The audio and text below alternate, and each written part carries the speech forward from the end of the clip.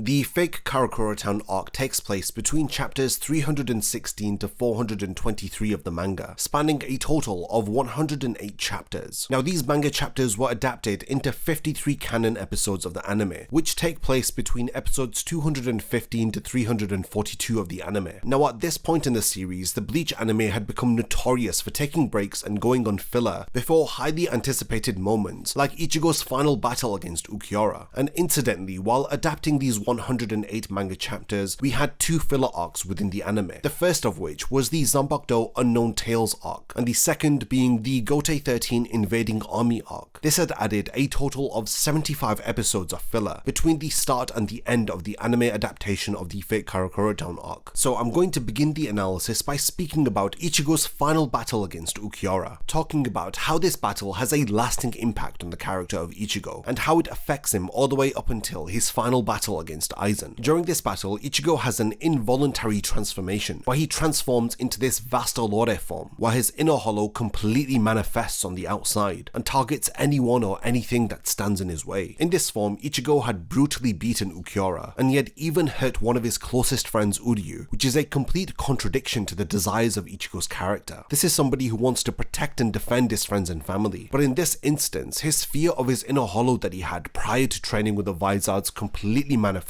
here. He effectively dies, and the instinctual beast that lives within him takes over. This occurs because Ichigo had broken the agreement that he had made with his inner hollow during their last encounter. The king will only remain on top of the horse as long as he continues to prove that he has what it takes to hold onto this position. Despite demonstrating unwavering resolve, Ulquiorra was easily able to defeat Ichigo. After firing a his arrow at point blank range through Ichigo's chest, he effectively kills him in this moment, leaving his inner hollow with no choice but to manifest when Orihime pleads for Ichigo to protect her. Now, through the character of Ulquiorra, the theme of the heart is expanded upon, as we were previously introduced to it through the bond that Kain and Rukia had shared with each other, and how Kain had explained to Rukia that when an individual dies, their heart continues to live on in the memories that they had shared with their loved ones. But through the character of Ulquiorra, we are introduced to a nihilistic, apathetic individual. He knows nothing about the metaphysical concept of the heart, as he tries to relate it to tangibility. In chapter 317, he questions Orihime whether if the heart can be found by tearing a chest apart or by smashing a skull open. Being a very practical individual, he believes that if it cannot be seen by his own eyes, then it doesn't exist. He continues to learn more about the heart and what it means to have persistence in the face of despair during his battle against Ichigo. Emptiness was the aspect of death that Kubo had attached to the character of Ulquiorra. Aizen had saved Ulquiorra from a lonely existence when he had transformed him by using the Hokyoku. It is difficult for him to relate to Ichigo and company wanting to save Orihime from the loneliness of captivity. Effectively, Ulquiorra was born in isolation, and this involuntary solitude had formed his character into this nihilistic being, an individual who knows nothing about the bonds that form between people, or the persistence that manifests through one's resolve. These examples are reliant upon an individual having belief in their heart, something that Ulquiorra knows nothing about, hence why he has difficulty relating to Orihime and Ichigo. His heart is literally empty. Ulquiorra's beliefs in fate and despair cause him to clash with Ichigo. It is actually through these beliefs that we can conclude that Ulquiorra is a nihilist. Ichigo refuses to accept that Ulquiorra is stronger than him, when it is evident that he is. As somebody who sees the world in black and white, he is confused as to why Ichigo constantly rejects fate. Fate has determined Ulquiorra to be stronger, so why is it that Ichigo is facing off against Ulquiorra, believing that he can win by some sort of miracle? As an individual, Ichigo always challenges fate throughout the story, and this is because of his inner resolve that he has. We had seen this during the Soul Society arc, and it is once again demonstrated here during his final battle against Ulquiorra. Ulquiorra intends to teach Ichigo a lesson by instilling despair into his character. We know throughout the Arrancar saga, Ichigo has had difficulty holding on to his resolve, as he has been battling with despair. This despair arises from the fear that his inner hollow is going to take over. Consequently, he won't have control over his powers, and he won't be able to protect his loved ones. The worst case scenario is that he may even endanger his loved ones if his inner hollow manifests and loses control like he had done during his battle against Byakuya. The Vasto Lore transformation brings new life to Ichigo's fears, and as I stated, these impact him throughout the duration of this story arc. It was thanks to this transformation that Ichigo was able to easily defeat Ulquiorra, but at the same time he had inflicted a fatal wound on Uryu which had almost killed him. When Ichigo returns to normal, he is shocked and surprised to learn that he was responsible for all of the damage inflicted upon the surroundings, and he was responsible for hurting Uryu. After realizing that he had gained the upper hand against Ulquiorra in an unfair manner, he desires to end their battle on equal terms. He separates his own actions from the actions of the Vasto Lore form. He further emphasizes his humanity by not unfairly cutting down Ulquiorra, who was already at the brink of death. At the end of their battle, Ulquiorra succumbs to his injuries, as his body begins to fade into dust, and in his final moments he tragically learns what it means to have a heart, as he forms a lasting connection with Orihime. He reaches his hand out for her and asks her if she is afraid of him, to which Orihime replies that she isn't. She too extends a hand out for Ulquiorra, but before their hands can touch, the number 4 espada poetically fades away. We truly appreciate the theme of the heart that Kubo implements into the story after the defeat of Ulquiorra. It adds upon the themes of the Soul Society arc, as Rukia had left a lasting impression upon Ichigo and the others. Her heart was shared with them, that's why they had enough fond memories of her and were willing to risk their lives in order to rescue her. Within the Hueco Mundo arc, this was further added upon through the bond between Rukia and Kaien, and now we have a poetic conclusion of this story theme through the defeat of Ulquiorra, a character who we had assumed was irredeemable, who would never understand what it means to have a heart. His death becomes even more tragic when we see him realize that he had formed his first connection with Orihime, as her outstretched hand had symbolized that he had left a piece of his heart within her. Now, moving on from the battle between Ichigo and Ulquiorra, in chapter 380, Byakuya and Kenpachi arrive to assist Ichigo in his battle against Yami. It is during this moment one of my favorite scenes within the entire story occurs, and it is when Byakuya reminds Ichigo of his duty. Former enemy, now turned ally, perfectly encourages Ichigo here. This exchange makes you appreciate the subtlety of Kubo's writing, as the main antagonist of the last arc encourages our hero, reminding him of what he must do. He states that there is nothing for him to do here within Hueco Hueco Mundo, and that he needs to return to the human world. Well, yes, if he does stay, he'll help Byakuya and Kinpachi to take down Yami, but Byakuya perfectly states that the captains of the Gotei 13 do not require the assistance of Ichigo. It is at this point that he asks Ichigo what is his duty. He tells him that his duty is to protect Karakura Town. This is more than just the small circle of people that Ichigo wants to protect. As his power has increased, so has his responsibility. He loves and cherishes his life within the real world, but Aizen seeks to threaten not only Karakura Town but all of existence with his plans. So it is up to Ichigo to utilize his powers in order to fulfill his duty. But frankly, I love comparing this instance to its mirror parallel that occurs during the first half of the 1000-Year Blood War arc, but we'll talk about that later on. We now turn our attention over to the various battles that take place between the Shinigami and the Arrancars within the titular fake Karakura Town. So after Aizen arrives within the world of the living, it is revealed that the real Karakura Town is currently within the Soul Society, and right now they are in a fake or replica version of the town. This does not deter Aizen's plans in the slightest, as he decides to defeat the Gotei 13 right here and now, and later on go to the Soul Society in order to create the Oken. At this point, the head captain traps Aizen, Gin, and Tozen within a wall of fire called Jogaku Enjo. This will give enough time for the Shinigami to take out the Espada without worrying about any interruptions from Aizen and company. So among the several battles that occur within this portion of the story, the first that I want to talk about is the encounter between Haribel and Hitsugaya. Tia Haribel possesses the ability to manipulate water with her Zanpakuto. When Haribel releases her Zanpakuto, her appearance changes similarly to the other resurrections that we had seen up until this point. She is now able to create water from the gill markings of her Zanpakuto. During this battle, we learn about some incredible abilities that are possessed by both Hitsugaya and Haribel, and it's a fascinating exchange between two highly skilled fighters. Haribel prevents Hitsugaya from creating ice from the surrounding water with her own ability boiling ocean steam, when Hitsugaya reveals to the Espada that his Zanpakuto is the ultimate ice type, and that he can even control the moisture within the clouds. She begins to gaze up into the sky with shock as the clouds begin to quickly darken. Before encasing her in ice, he apologizes to her that he had stopped her from avenging her underlings, who had been defeated moments ago by head captain Yamamoto. Haribel ends up being broken out of this ice encasing upon the arrival of Wonderwise, whose high-pitched screaming had broken the ice that had encased her. At this point, she takes part in a 3-against-1 battle, as she simultaneously fights not only Hitsugaya, but the Vizards Lisa and Hiyori. Haribel does end up leaving the battle after Aizen becomes impatient and cuts her down. The next significant battle that involves an Espada is that of Baragon vs Soifon, and again, like all of the other battles against the Espada, it's one of my favourites within the fake Karakura Town arc. There were several moments during this battle where I was convinced that Soifon was going to lose, and that Baragon had bested her. The stakes were incredibly high, especially with Baragon's abilities, but after the Vizards arrive, Soifon is assisted by Hachi, and the two of them are successfully able to take out Baragon. But before he is defeated, he reveals the resentment that he has towards Aizen by launching his Zanpakuto towards him. We understand more about Baragon through his backstory, where we learn that he was forced to relinquish his title as the King of Hueco Mundo when Aizen and the others had left the Soul Society. Not only was Baragon second to Aizen, he had also humiliatingly placed him as the second-ranking Espada under Quixote Stark, further fanning the flames of resentment that Baragon felt towards Aizen. This story arc really made you sympathize with the villains and begin to understand the plights of the Espada. We had spoken about Ulquiorra's aspect of death, which was emptiness, and Haribel's aspect of death, which was sacrifice. When it comes to Baragon, Kubo had given the term senescence as his aspect of death, which means old age or the deterioration of living matter, which perfectly complements his abilities, as well as his physical appearance, especially within his resurrection form. Despite Baragon possessing a power that represents the absolute truth that every soul will experience death, ironically, Baragon was nothing more than a fearful creature who too had an immense fear of death. He had done everything in his power to drive away his old age, but in an ironic turn of events, it was his own ability of decaying biological matter that had taken his life. There are a few ironies that exist within the character of Baragon. He had referred to himself as a king, but he had been dethroned from his position by Aizen. He had the ability to drain away life from biological matter, while at the same time he too was withered and frail. Out of all of the individuals that we see him encounter, Baragon was the closest to death, and in actual fact, the one who is the most afraid of it. This excellent character writing, which is all too often overlooked, does not just stop here. Kubo, with the same amount of detail, expands upon the aspect of death of Quixote Stark during his battle against Shunsui and Ukitake. Sake, we learn about the tragic, lonely past of the #1 Espada. Shunsui and Stark are very similar characters, not only in appearance but in their personality also. When their battle gets serious, Stark activates his Resurrection in an attempt to goad Shunsui into activating his own Bankai, but unfortunately Ukitake ends up talking Shunsui out of it, stating that he shouldn't utilize it in an area where everybody can see it. From these remarks we can logically deduce that Shunsui's Bankai must affect the surrounding environment. During this fight, Shunsui utilizes a lot of underhanded tactics, like attacking Stark from behind, or when he is in the middle of a conversation. After he is defeated by Shunsui, we get a flashback where we learn more about Stark's past. He says to himself that he is alone. We learn that Stark had begun to envy the weak. Prior to meeting Aizen, Stark was so powerful that his spiritual pressure had diminished the souls of his comrades. He had nobody around him. He had envied the weak, and in his current position, he stands on top as the best with nobody beside him. Because of his loneliness, he had divided his soul into two parts. We learn that this was the birth of his partner Lilinette. He remarks to himself that the weak are able to gather into large packs in order to become stronger as a group. Stark wanted to be weak so that he could make friends with individuals who are just as strong as he is. Stark had joined Aizen after being approached by him. He was impressed that Aizen was able to stay around Stark without being killed. He ended up accepting Aizen's outstretched hand and had temporarily alleviated himself from loneliness. And in his dying moments he realizes that he wasn't alone. After Aizen had taken him in, he had become a part of a group, and that group we have come to know as the Espada. One of the key battles that occurs during the Fate Karakura Town arc is the fight between Komamura and Tozen. Of course, Tozen was among the defectors of the Soul Society, and he was also a close friend of Komamura, so his betrayal was unexpected and had caught Komamura off guard, as he assumes that Tozen's actions are contradictory to his moral beliefs, and to the way that he had portrayed himself to his friend. You can see the disappointment that he has in Tozen when he tells him that he had never thought he would be protecting somebody from Tozen Zanpakuto. He was clearly under the impression that they would be lifelong allies. His disappointment in his former comrade is amplified when Tozen reveals that he has been given a power that is beyond Bankai. Aizen had gifted him with this incredible power. Komamura shockingly realizes what Tozen has done. The former captain of the 9th Division reveals that he has become holified. In the eyes of Komamura, he has forsaken all of his humanity in the pursuit of more power. In every sense of the word, Tozen has given up on his prior life. Komamura had a firm belief in his friend, and he hadn't expected these actions from Tozen. But Tozen had known all too well that one day he would be crossing blades with Komamura. Tozen immediately cuts down his former lieutenant Shuhei Hisagi. When Komamura retaliates, his attack is blocked by Tozen, and it is at this moment that he realizes just how powerful Tozen has become now that he has been holified. The issue that characters like Komamura and Hisagi have with Tozen is that he had strayed away from the righteous path. His warped ideals and beliefs about justice have led him to such lows that he has forsaken his humanity, discarded all of his bonds with his loved ones. And if you ask Komamura, Tozen has defiled the memory of his late friend that he had sworn to fight in the name of justice for. Komamura tells Tozen that he is depraved for betraying all of his friends and his allies, and even his subordinates, for turning his back on the Soul Society in an attempt to gain more power. When Tozen proves through his actions that he is irredeemable, Komamura activates his Bankai as their battle begins. We are aware that Tozen's late friend had been killed by the Shinigami of the Soul Society, and Komamura had misunderstood Tozen's beliefs about justice. He had thought that Tozen would have joined the Gotei 13 in order to carry on the ideals of his late friend, as she was an adamant believer of carrying out justice. But Tozen corrects Komamura and tells him that it is not justice to forgive those who had killed his friend, citing the actions of the Gotei 13 as unforgivable, and as a motive for him to go against the Gotei 13. Tozen had always had a goal of revenge against the Gotei 13, but the friendships and bonds that he had formed within it, he describes them as vices, as things that were holding him back and distracting him from his goal. Despite everything that Tozen has done, Komamura states that his heart has already forgiven him, and that for now he is acting on behalf of the head captain, and he will take down Tozen for the sake of the Gotei 13. When Tozen activates his Resurrection, he transforms into this moth-like creature, and he is finally able to see as he gazes upon Komamura for the first time, telling him that he is more hideous than he had imagined. The irony that Kubo employs in this moment is genius. Tozen has no idea of his own appearance, while he comfortably mocks the appearance of Komamura. We learn that Komamura had formed a friendship with Tozen, as he had realized that Tozen had no longer loved the world. Through their friendship, he had hoped to change his mind. When Tozen easily defeats the Bankai of Komamura and he is about to deliver the final blow, he is striked through the back of his head by his former lieutenant. After Tozen is defeated, Komamura has one request of him. He tells him not to sacrifice himself for the sake of revenge, because Komamura doesn't want to lose him the same way that Tozen had lost his friend. When it appears that Tozen has wavered in his beliefs and ideals of justice, Aizen strikes him, as he fulfills the agreement that the two of them had made. In the end, Tozen was the most loyal subject to Aizen. He had understood and supported Aizen's goals even more so than Gin Ichimaru, and he had even told Aizen that if at any moment his resolve wavers, then it is Aizen who should cut him down. And this is exactly what happens here. When Tozen wavers after Komamura's words, Aizen ends the life of his most loyal subordinate. Now the next significant counter is of course between Shinji and Aizen, as the former captain-lieutenant duo reunite for the first time in over 100 years. Their exchange begins by Shinji confirming his belief and trust that he has in Ichigo. He doesn't expect Aizen to know, since he is somebody who doesn't trust his underlings, and even goes out of his way to cut them down, like he had just done to Haribel. Aizen reveals his motive to Shinji, stating that his desire is to become a god that is superior to the Soul King. They have a fascinating, detailed discussion about trust. These two characters who share a history of not trusting one another. They speak about their own interpretations of trust and having faith in others, and understandably Aizen's beliefs are very twisted, and we quickly understand that his beliefs are the core justification for his actions. Very quickly their exchange escalates, as we learn that Shinji also has the ability to control an individual's senses, similar to Aizen's Kyoka Suigetsu. Upon activating the Shikai of his Zanbakudo, Shinji reveals that he has the ability to invert the senses of his opponent. After successfully landing an attack on Aizen, he realizes that Shinji's ability is no more than an optical illusion. Before their battle can continue further, Ichigo finally arrives on the battlefield. He had intended to take out Aizen with one final decisive attack, but it proves to be unsuccessful, and it is at this point that the members of the Gotei 13 and the Vizards appear before Ichigo and protect him from Aizen, as he had been taunting Ichigo and questioning his resolve. At this point, Ichigo is still shaken up by his Vastolore transformation, and incidentally, he is susceptible to Aizen's smooth talking. The Gotei 13 and the Vizards work together and face off against Aizen, as they all have a duty to save the world from Aizen's plans. There is no need for Ichigo to burden himself by shouldering the responsibility of defeating Aizen on his own. He has allies and he needs to rely upon them. When Aizen cuts down Hitsugaya, Soifon, Shunsui and Shinji, the head captain joins the battle. It is at this point that Aizen reveals his trump card, which of course was the Arrancar Wonderwise. With Wonderwise in his resurrection form, Aizen reveals that Wonderwise exists for the sole purpose of extinguishing the flames of Ryujin Jaka, Yamamoto's Zanbakudo. With all of the flames of Yamamoto's Zanbakudo sealed within Wonderwise, when the Arrancar finally self-destructs, the head captain takes the full force of the explosion in order to protect his underlings. It is at this moment that Aizen is caught off guard and cut by Ichigo while he is donning his hollow mask. After attacking him with a Getsuga Tensho, Aizen reveals that he has the Hokyoku implanted within his body and that he can heal himself. Now during this second exchange between Ichigo and Aizen, he tells the substitute Shinigami that he has known about him since the day that he was born, and he is aware of all of the battles that he has taken part in up until this point. This is because he was responsible for all of them. Adding to this, he tells Ichigo that he was born special, as he was born as a human and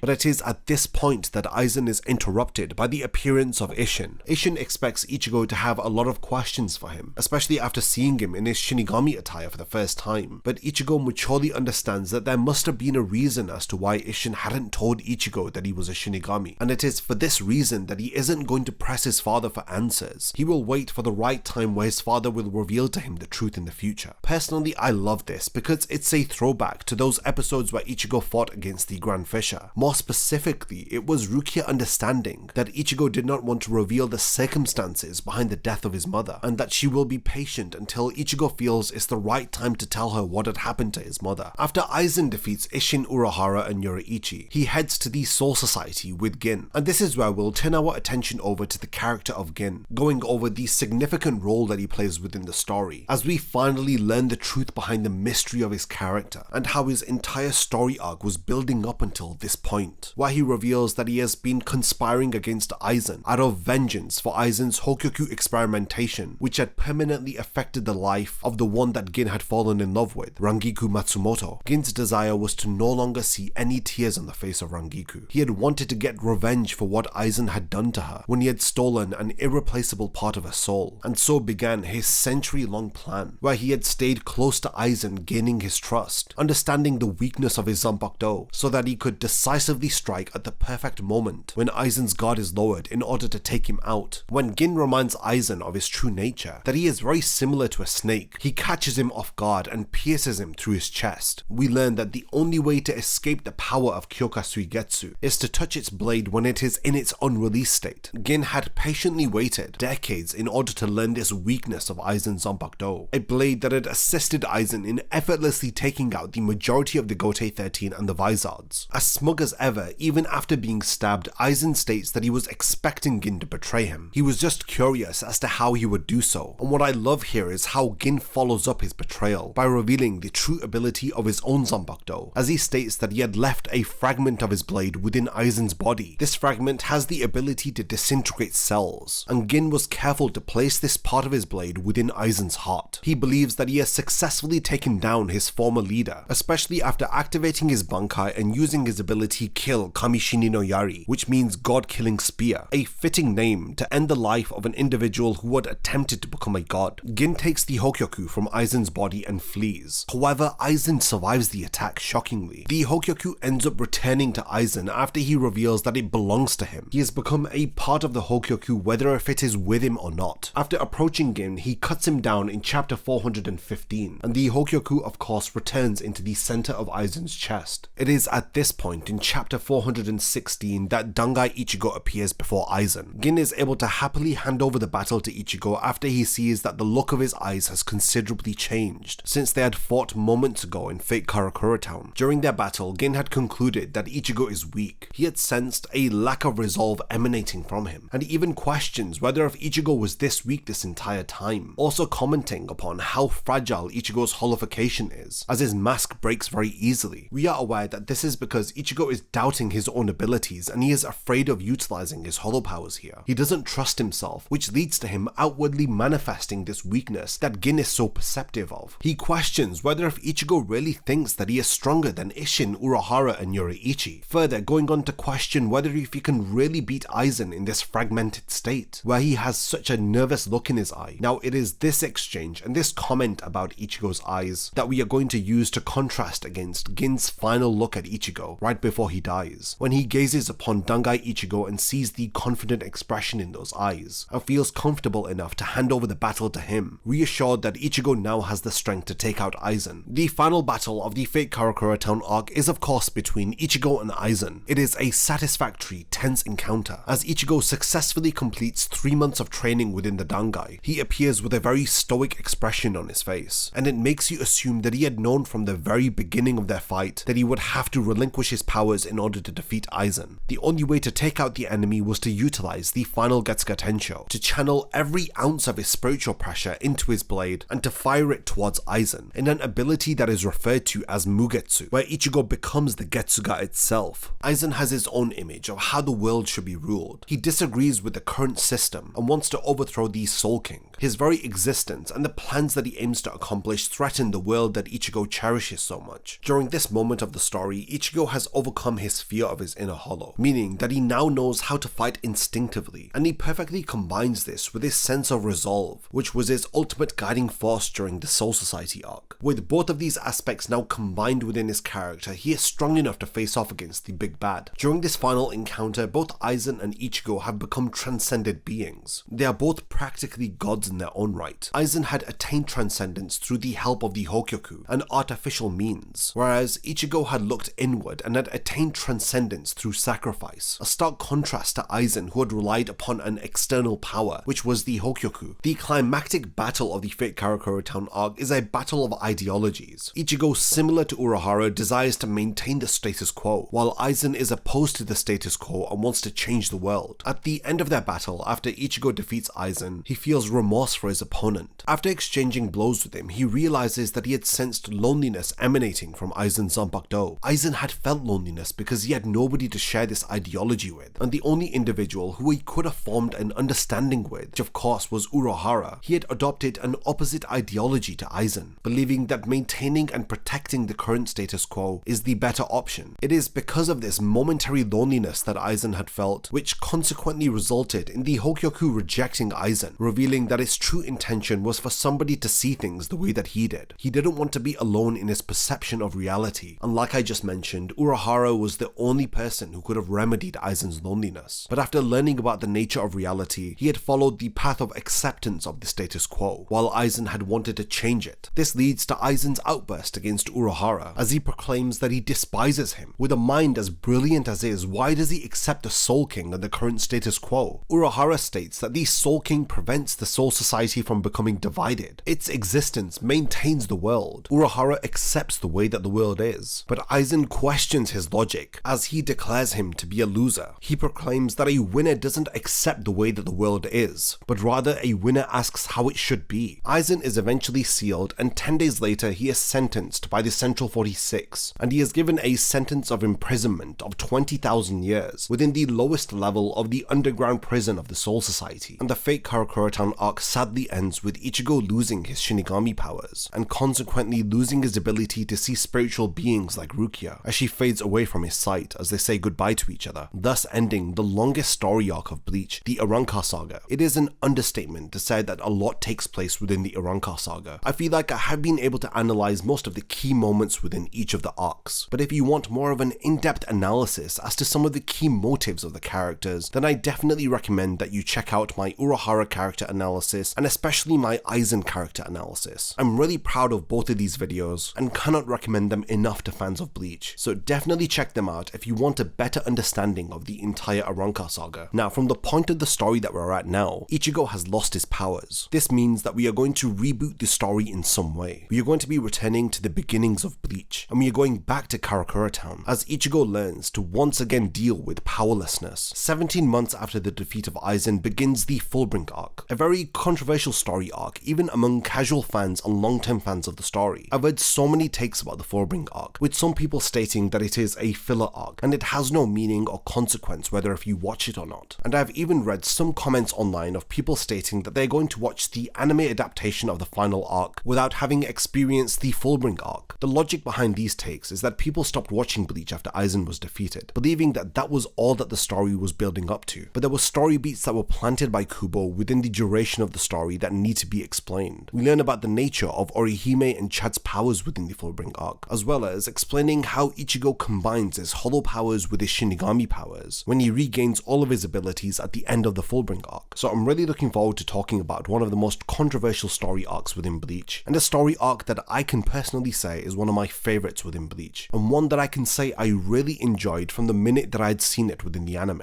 It would be an understatement to say that it is difficult to follow up from the climactic end of the fake Karakura Town arc, but the story arc that we're discussing in this video finds itself in this position. The Fullbring Arc is one of the most controversial and disliked portions of the Bleach story, but why is this the case? The Fullbring Arc is a response to the commonly cited criticisms of Bleach as a story, which is that Ichigo has no goal or drive within the story. The entirety of the Fullbring Arc is centered around Ichigo being driven to get his powers back. We see him go through several phases mentally during this arc, where he denies the significance of his prior Shinigami powers and his bond that he has formed with everybody in the Soul Society, as at the start of the arc he is very dismissive towards it, trying not to think about everything that he has lost with his powers. But when he comes to accept his powerlessness, he resolves to regain his powers, and he does so through seeking the help of Ginjo Kugo, the leader of a newly introduced group of characters called the Fullbringers. In addition to this, we see Ichigo betrayed as he sinks into despair, and how by the end of the Fullbring Arc he overcomes his despair and even understands his enemy Ginjo Kugo and shows respect towards him by actively going to the Soul Society and asking for his body to be returned to the world of the living where he can be properly buried. Now think of this video as my defense of the Fullbring Arc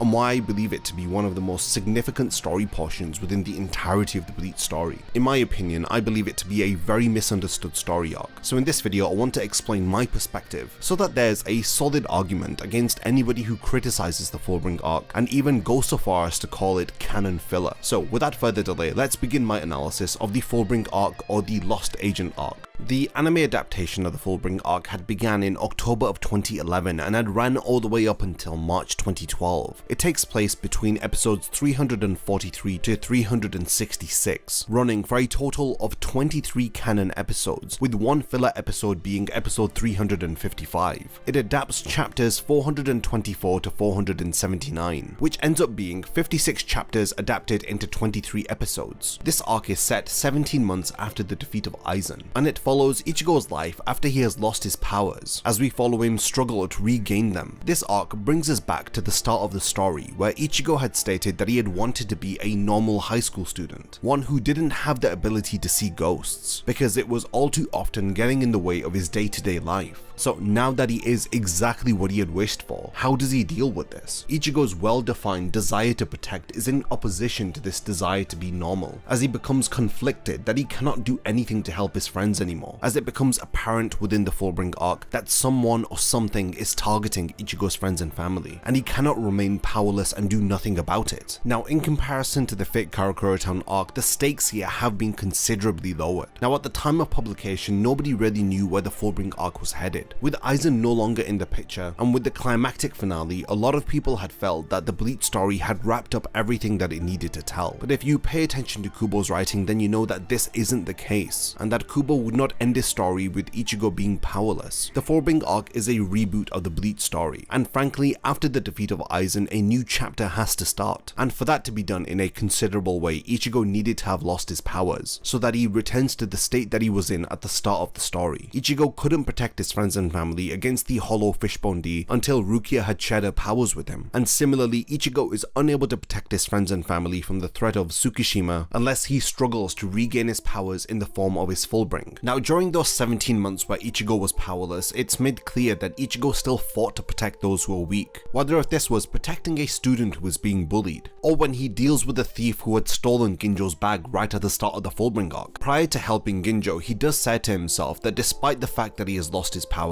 he had still retained some of the physical strength and reflexes that he had developed as a Shinigami. So it's clear that despite him not having supernatural powers, he does everything in his ability as a normal person to assist those around him. But when the threat to his friends and family becomes far too great for a normal person to deal with, it is at this moment that he truly feels the loss of his powers, and he actively seeks to regain them. Now, this is important because the Fullbring Arc is a precursor to the 1000-Year Blood War arc. Kubo wanted to reboot and recreate everything that he had done within Bleach up until now, hence why there is a time skip, there's a return to the familiar setting of the first story arc, and like I mentioned before, there's one glaring similarity, which is Ichigo's powerlessness. I can appreciate that there's a lot of disdain for the Fullbring Arc because most of the people who had experienced it did so through the anime. Now, while it adapts 56 chapters into 23 episodes, a lot of people felt like it dragged on, and this is because the anime adaptation of the Fullbring Arc had needless padding. They had done so through introducing several filler scenes that weren't within the manga, and it is because of this a lot of people feel like the Fullbring Arc just dragged on and never really got to the point. So if your only experience of the Fullbring Arc is through the anime, then I definitely urge you to check out the manga version. I do believe that it will help you to see this story arc in a new light. So let's go through the events of the Fullbring Arc as I explain to you why this story arc grounds Ichigo as a character and sends him on this journey of self-discovery. At the start of the arc, we see Ichigo continuing his life as a student. It is also revealed that he has taken up a part-time job after school. Very quickly, we are introduced to the character of Ginjo Kugo, who is persistent on getting the attention of Ichigo. He does so by telling him to be careful of those around him, as Ginjo questions the motives of Urahara and tells Ichigo that he knows very little about his own family, when he calls into question Ichigo's father. He then hands to Ichigo an invitation into his exclusive group called Execution. Ichigo is pushed to the point of frustration where he has no choice but to contact Execution, after he learns that somebody is targeting his friends and family. The final straw that prompts Ichigo to take action is after Uryu is cut down by an unknown assailant, who we eventually learn is an individual called Tsukishima. Everybody around Ichigo is trying to protect him. They don't want him to get involved, so they conceal what is happening. They are aware that he has done so much to protect them over time, and they feel like it is now their turn to repay their debt to him. But it's fairly easy to misunderstand these intentions and feel like you're being left out. And this is exactly how Ichigo feels. When he is overwhelmed by his feelings of powerlessness, he turns to Ginjo Kugo and his group Execution. It is here that he learns about the abilities of Fullbringers, and he also finds out that Chad is a member of Execution and is a Fullbringer himself. After Orihime is targeted by Tsukishima, Ginjo reveals to Ichigo that Tsukishima was the former leader of the Fullbringers. And in terms of Ichigo regaining his powers, he undergoes several different rounds of training in order to activate his own Fullbring abilities. The first of which is with Riruka, the second with the Fullbringer Jackie, and the third and final round of his training takes place when he faces off against Ginjo with the help of Yukio's Fullbring. After he completes his Fullbring training and awakens his abilities, he realizes that Tsukishima has manipulated the memories of all of his friends and family through using his own Fullbring ability Book of the End. He had planted false memories into their minds, leading them to believe that Tsukishima is a trusted ally who has been fighting alongside them from the very beginning. Ichigo faces off against Tsukishima while Ginjo takes on the members of Execution who are being manipulated by him. But when a recovered Uryu arrives on the battlefield, he has a shocking revelation for Ichigo, as he reveals that it wasn't Tsukishima who had cut him down. In actual fact, he was attacked by Ginjo. After this revelation, Ginjo cuts down Ichigo, as we find out his true intentions, which were to steal Ichigo's Fullbring powers. At this point, when Ichigo has gone through so much struggle in order to regain his abilities, they are taken away from him again. His frustration leads him to sink into despair as he pleads with Ginjo to return his powers back to him. But when Ichigo is impaled through the chest by a glowing sword, he turns around to see Rukia standing behind him, as in another shocking turn of events, he has his Shinigami powers returned to him, as it is revealed that Rukia, along with the help of Urahara, had several members of the Gotei 13 place their Ryatsu into the sword, as the Soul Society felt indebted to Ichigo for defeating Aizen, and they had repaid their debt to him by creating this Reishi sword, which was ultimately used by Ichigo to regain his powers. After Rukia explains to Ichigo how his powers were returned to him, a gate opens as we see Kenpachi, Hitsugaya, Renji, Ikaku and Byakuya arrive to assist Ichigo in his battle against Ginjo and the Fullbringers. After their arrival, we quickly learn that the very first substitute Shinigami before Ichigo was Ginjo Kugo, and we find out why he holds a grudge against the Soul Society, when he tells Ichigo that the substitute Shinigami badge is a surveillance device used by the Soul Society, and that the two of them were tricked by Ukitake. And in addition to this, the substitute Shinigami badge also suppresses the power of an individual. He tries to bring Ichigo over onto his side. He wants him to hate the Soul Society just as much as he does, but for Ichigo this is impossible, because if it wasn't for the Soul Society, he wouldn't have his powers back now, and he believes that there must have been a good reason for the Soul Society to use the substitute Shinigami badge as a surveillance device. In the end, Ichigo has complete trust within the Soul Society, and he sees no reason to turn against them. Each of the Fullbringers become powered up when Ginjo shares Ichigo's Fullbring with them, but they still appear to be no match against the members of the Gotei 13, as Kenpachi defeats Giriko, Hitsugaya takes out Yukio, Renji defeats Jackie, Ikaku beats Mo, and lastly Byakuya takes out Tsukishima. After Ichigo and Ginjo activate their respective Bankais, the final phase of their battle begins. They clash several times as Ichigo proves to be more powerful than his opponent. After he delivers the final blow and cuts down Ginjo, the leader of the Fullbringers ends up dying, as aside from Ukiura, who Ichigo had killed while he was in his Vasto Lorde form, this is the first person that Ichigo has killed with his own hands while being fully conscious. Tsukishima also ends up dying, and the Fullbring Arc concludes with Ichigo going to the Soul Society and requesting for Ginjo's body to be returned to the human world so that he can be buried properly. During this story arc, the only proof that Ichigo has that he was once a Shinigami is his substitute Shinigami badge. Even before Rukia had given her powers to him, he had the ability to see spirits, but not once did he feel superior to others because of this, and he had never wanted to use his ability to see spirits to help others in any way. Ichigo simply desired to live a normal life, and he gets what he wants during the Fullbring Arc. After losing his Shinigami powers, he has 17 months of powerlessness. In that time, he wasn't visited by Rukia, and he had come to accept his current situation. Ichigo clearly states at the start of the story arc that he is indifferent towards the Soul Society, and that he doesn't miss Rukia, despite the fact that he has dreams of the Soul Society and the members of the Gotei 13. Although he may not be a part of that world anymore, it has left too much of an impact on him for his subconscious mind to just discard away. On the surface, he may appear as though he doesn't care, but deep down he really is grieving the loss of his powers. At the start of the Fullbring Arc, he may not even know this, but he certainly becomes apparent of it when Tsukishima targets his friends and family. During his Fullbring training, he admits to himself that there wasn't a time that he wasn't proud of his Shinigami powers. The abilities of Fullbring allow you to draw out the soul of an object and to enhance or amplify that object with your own soul. Ichigo's own Fullbring is activated through his substitute Shinigami badge, and like I had mentioned earlier, this is the only object that remains from from his time as a Shinigami. It has all of the memories of Ichigo's battles, his feelings every time that he had donned his Shinigami Shihakusho and protected his loved ones. During their training, it is Chad who tells Ichigo that he knows that Ichigo wants to protect others, and because of his powerlessness, he is aware that this is hurting him, and this is exactly what his friends and family can sense from Ichigo. They know that he is lying to himself, and to prevent him from dwelling on his feelings of powerlessness, they refuse to get him involved with anything that would remind him of his powerlessness. Hence why Uryu was adamant not to tell Ichigo what had happened after he was cut down by Tsukishima. Ryuken also advises Orihime not to get Ichigo involved because he has no power to do anything about it. Now there is a Bleach light novel that takes place within the 17 months between the fake Karakura Town arc and the Fullbring arc. This light novel is called Death Save the Strawberry, Death referring to Rukia and Strawberry referring to Ichigo. This light novel centers around Rukia attempting to get Ichigo's powers back. In addition to this, we get to see how Ichigo spent those 17 months while he was powerless, as we learn that he had continued trying to help and protect others. So with everything that I have said up until now, why do people still refer to the Fullbring arc as canonical filler? In my opinion, the Fullbring arc is a necessary part of the Bleach story. The 56 chapters of the Fullbring arc reveal so much about the world of Bleach, including a much needed explanation as to the origins of both Orihime and Chad's powers, as we find out that the abilities that they have been using since the start of the story are Fullbring abilities. Orihime utilizes her Fullbring through the hair clips that her brother had given to her, and Chad activates his Fullbring through his skin color, as he feels proud of his Mexican heritage. In addition to this, we learn about the origins of the position of a substitute Shinigami through Ginjo Kugo, who was Ichigo's predecessor. Through Ginjo's character, we see a different side to Ichigo. The knowledge that Ginjo learns that ends up turning him against the Soul Society does not affect Ichigo in the slightest, and this is a sign of his maturity. We compare the former substitute Shinigami to the one who is currently holding the position, and even moments before Ginjo's death, he wonders whether if Ichigo was the first substitute Shinigami, would he have repeated in his footsteps, or would he have continued to trust the Soul Society? Despite the differences that both Ichigo and Ginjo have, Ichigo still has enough respect for Ginjo to want to give him a proper burial, and it is this respect and maturity that Ichigo shows here that ultimately leads to Ginjo wanting to help Ichigo at the end of the 1000-Year Blood War arc, when he orders Tsukishima to assist Ichigo by restoring his Zanpakuto that was destroyed by Yhwach. In addition to this, another character from the Fullbring arc who plays a pivotal role within the 1000-Year Blood War arc is Yukio, as he uses his abilities to help Ichigo and the others travel from the Soul Society to the Soul King's palace in their final confrontation with Yhwach. People complain that as a character Ichigo has no direction, but when a story arc comes along that serves to give him a clear sense of direction, they don't like it. When Kubo actually gives the critics what they want, they fail to appreciate it, and what ends up happening is that they double down on their takes, and refer to an excellent character-driven story arc like the Fullbring arc as a filler arc, one that would have no consequence on Bleach as a whole if it didn't exist. Prior to this story arc, Ichigo could only utilize his holo abilities through activating a holo mask, but thanks to the Fullbring arc, Ichigo was able to manifest these holo-like abilities through his Fullbring, and so when his Shinigami powers had returned to him, they had merged with the small fraction of his Fullbring powers that had remained within him in order to create this new form that we refer to as Fullbring Shikai, while his Zanpakuto has transformed and he has Fullbring markings on his body, meaning that he no longer needs to don a holo mask in order to utilize his holo abilities, because his Fullbring or holo powers have merged with his Shinigami powers, meaning that not only has he become a Shinigami again, he is now stronger than ever before. So yet again, the Fullbring arc plays a pivotal role in explaining Ichigo's powers. If you skip over the Fullbring arc, then you're not going to understand why Ichigo no longer uses his holo mask. You won't understand the significance of the changes of his appearance, and in addition to this, you'll be missing out on all of the pivotal growth that his character undergoes during this story arc. I really love the Fullbring arc because of the journey that Ichigo undergoes, seeing him be completely deconstructed and then rebuilt. This story arc that takes us back to the beginnings of Bleach even has us relive one of the most impactful moments within the first chapter of the manga, where Rukia gives her powers to Ichigo. Kubo masterfully echoes this moment, with Rukia being the one who returns Ichigo's powers back to him with the Reishi sword. Maybe people just didn't like the Fullbring arc because things had really calmed down. We were no longer up against Aizen, this big threat who had wanted to become a god. From these incredibly high stakes, we return to the humble beginnings of the story in Karakura Town, and in addition to this, our protagonist is nothing more than a normal teenager. While some believe that the Fullbring arc had regressed by reminding them of the substitute Shinigami arc, I believe that it grounded the entire story of Bleach in order for us to be ready for the upcoming story arc. During the Fullbring arc, we catch catch up with characters like Orihime, Chad and Uryu, as well as learning more about Ichigo's day-to-day life. Now while it pales in comparison to the climactic finale of Ichigo vs Aizen, I do still believe that the Fullbring Arc is an important prelude to the final arc of the series, as it bridges the gap from one portion of the story to the next, taking us from Aizen all the way to Yhwach, and in that time it gives us very necessary world building through all of the examples that I had mentioned. It's a refreshing return to roots. As we take a break from the Soul Society and the Gotei 13, it was a risky move, and not everybody liked it, but I for one got to appreciate a return to Karakura Town, and it wasn't even for that long, because the Gotei 13 do eventually end up returning. Through the Fullbring Arc, it is cemented that Ichigo is not happy unless he has the power to protect those that he cares about, and it also reveals to us how Ichigo has influenced the Soul Society in a positive way. Through him defeating Aizen, they are indebted to him, and they had even overlooked their own rules in order to help Ichigo regain his powers. Now this is something that you would never have imagined the Soul Society to do way back at the start of the story, which goes to show how much of an impact Ichigo has had. So now let's talk about the antagonist of the Fullbring Arc, Ginjo Kugo. We see several sides to his character thanks to the double role that he plays. When he is trying to help Ichigo, we see a likable and charismatic side, somebody who had gained Ichigo's trust and even ours. He had wanted to help Ichigo out of selflessness, but when his true intentions are revealed, we see a more sadistic and manipulative side, proving that he is very different to Aizen or Yhwach. He doesn't want to change or alter reality in any way. He had created the group called Execution in order to give a home to those who were oppressed by others. He just simply wanted to know why the Soul Society would have lied to him, why Ukitake didn't tell him about the real purpose behind the substitute Shinigami badge. When Ginjo had learned that the Soul Society was spying on him, he had gone on a killing spree and had killed several Shinigami, as it is revealed at the end of the Fullbring Arc when Ichigo attempts to get Ginjo's body back. The Fullbring Arc introduces us to a fascinating and memorable villain, one who is not only designed well but is written very well. I do believe that Kubo did want to expand upon the Fullbring Arc a bit more and add to the world building and characterization that he had established, but I'm sure that at the time there was a lot of fan backlash halfway through the Fullbring Arc from people who had just given up on it and wanted to see more of a grandiose story like the Arrancar arc. So in the end we never got to see the full potential of this story arc, as no doubt Kubo was pressured by his editors to wrap up the Fullbring Arc and to start the final arc of the story already. That is just me speculating and remembering the backlash at the time when the Fullbring Arc was being serialized, but I do think that there's some validity to it, especially with how quickly all of the events of the Fullbring Arc wrapped up. Now for people who criticize the Fullbring Arc and said that Ichigo has no character development, I want to bring your attention to one point. At the start of the story, Ichigo made it apparent that he didn't like the ability to see spirits. He wanted to be rid of it so that he could have a normal life, but through living the life of a substitute Shinigami and learning what it means not to just protect those who are close to you, but to accept the responsibility that comes with power in order to protect as many people as you can. After Ichigo had come to this realization, he had his powers taken away, and his initial wish at the start of the story is granted, but because of the growth that his character has undergone, he has difficulty accepting this state of powerlessness, and we see a very vulnerable side to his character, one that in my opinion is very relatable. Everybody can relate to a character that is powerless, because most people have situations in their life where they feel powerless to do anything. Whether if this is a loved one who is afflicted by a critical illness like cancer, you are powerless to do anything to save them. That's just one example from my own personal life, but I'm sure that there are many. There are moments in all of our lives where we cannot do anything to help those that are most important to us, and it is for this reason that the struggle that a character like Ichigo is going through is all that more relatable. The Fullbring Arc tells a very different story to anything that we have seen within Bleach, and in my opinion it's one of the most underrated and underappreciated parts of the Bleach story, and I hope that my breakdown and analysis of the themes and the purpose of this story arc have helped you to better understand it. It's not the longest story arc, so I do advise you to check out the manga version of it if you've only been exposed to it through the anime. Now as for where we go from here, in my next Bleach arc analysis video, we'll be beginning my breakdown of the first half of the 1000 Year Blood War arc, the final story arc of the Bleach manga. We're going to be carrying over everything that we've learnt from each one of the arc analysis videos in order to understand the truth that is revealed to us in the final arc of the series. We'll be going over the impactful introduction of the Quincy's, breaking down the character of Yhwach, as well as explaining the vital role that the Fullbringers play during the 1000 Year Blood War arc.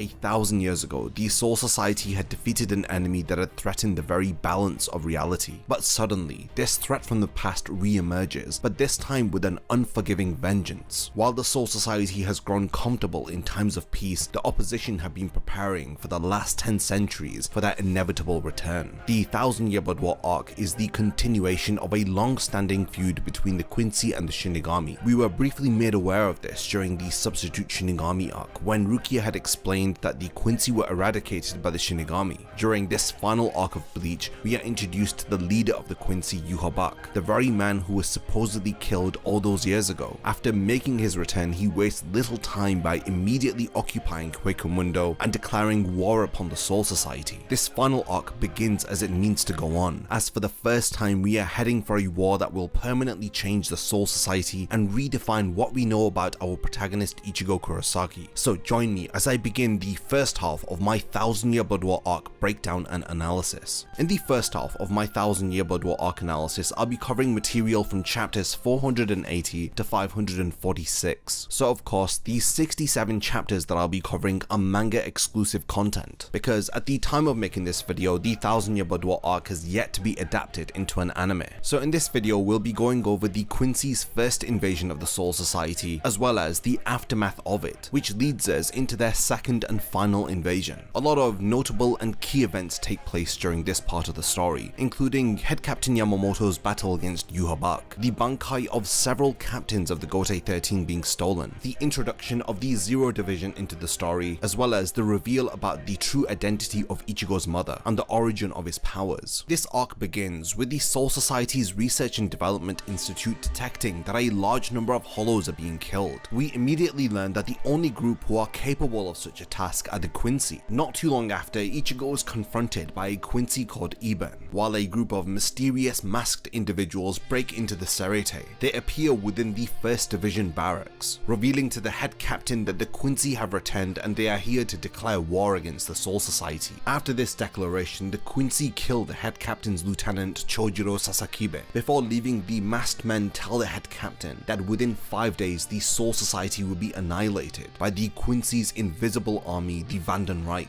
Just as quickly as they arrived, the masked men promptly disappear into the shadows, as the head captain's attention turns to his fatally wounded lieutenant. Prior to dying, Chojiro had attempted to tell the head captain that the Quincy are able to do something with their bankai, but before he can relay this crucial information to him, he succumbs to his injuries and dies. At the cremation of the head captain's lieutenant, we learn that Chojiro had sworn his loyalty to the head captain, promising to stand by his side till his dying breath. The Quincy prove themselves to be unforgiving and merciless. Their motive is well established, and their declaration of war comes with a heavy price. By killing Chojiro, the Quincy have incurred the wrath of head captain Yamamoto. He is even reminded by Mayuri that it is his fault that this is happening, because he had failed to kill that one man 1,000 years ago. As we learn that this individual is indeed Yhwach, the leader and founder of the Quincy. Within a millennium, he was able to restore himself and bring himself back from the brink of death. While in the shadows, he was also able to build a new army of Quincy, an army that he is using to set his sights on the Soul Society. Meanwhile, in Karakura town, Ichigo activates his bankai and faces off against the Quincy Eben.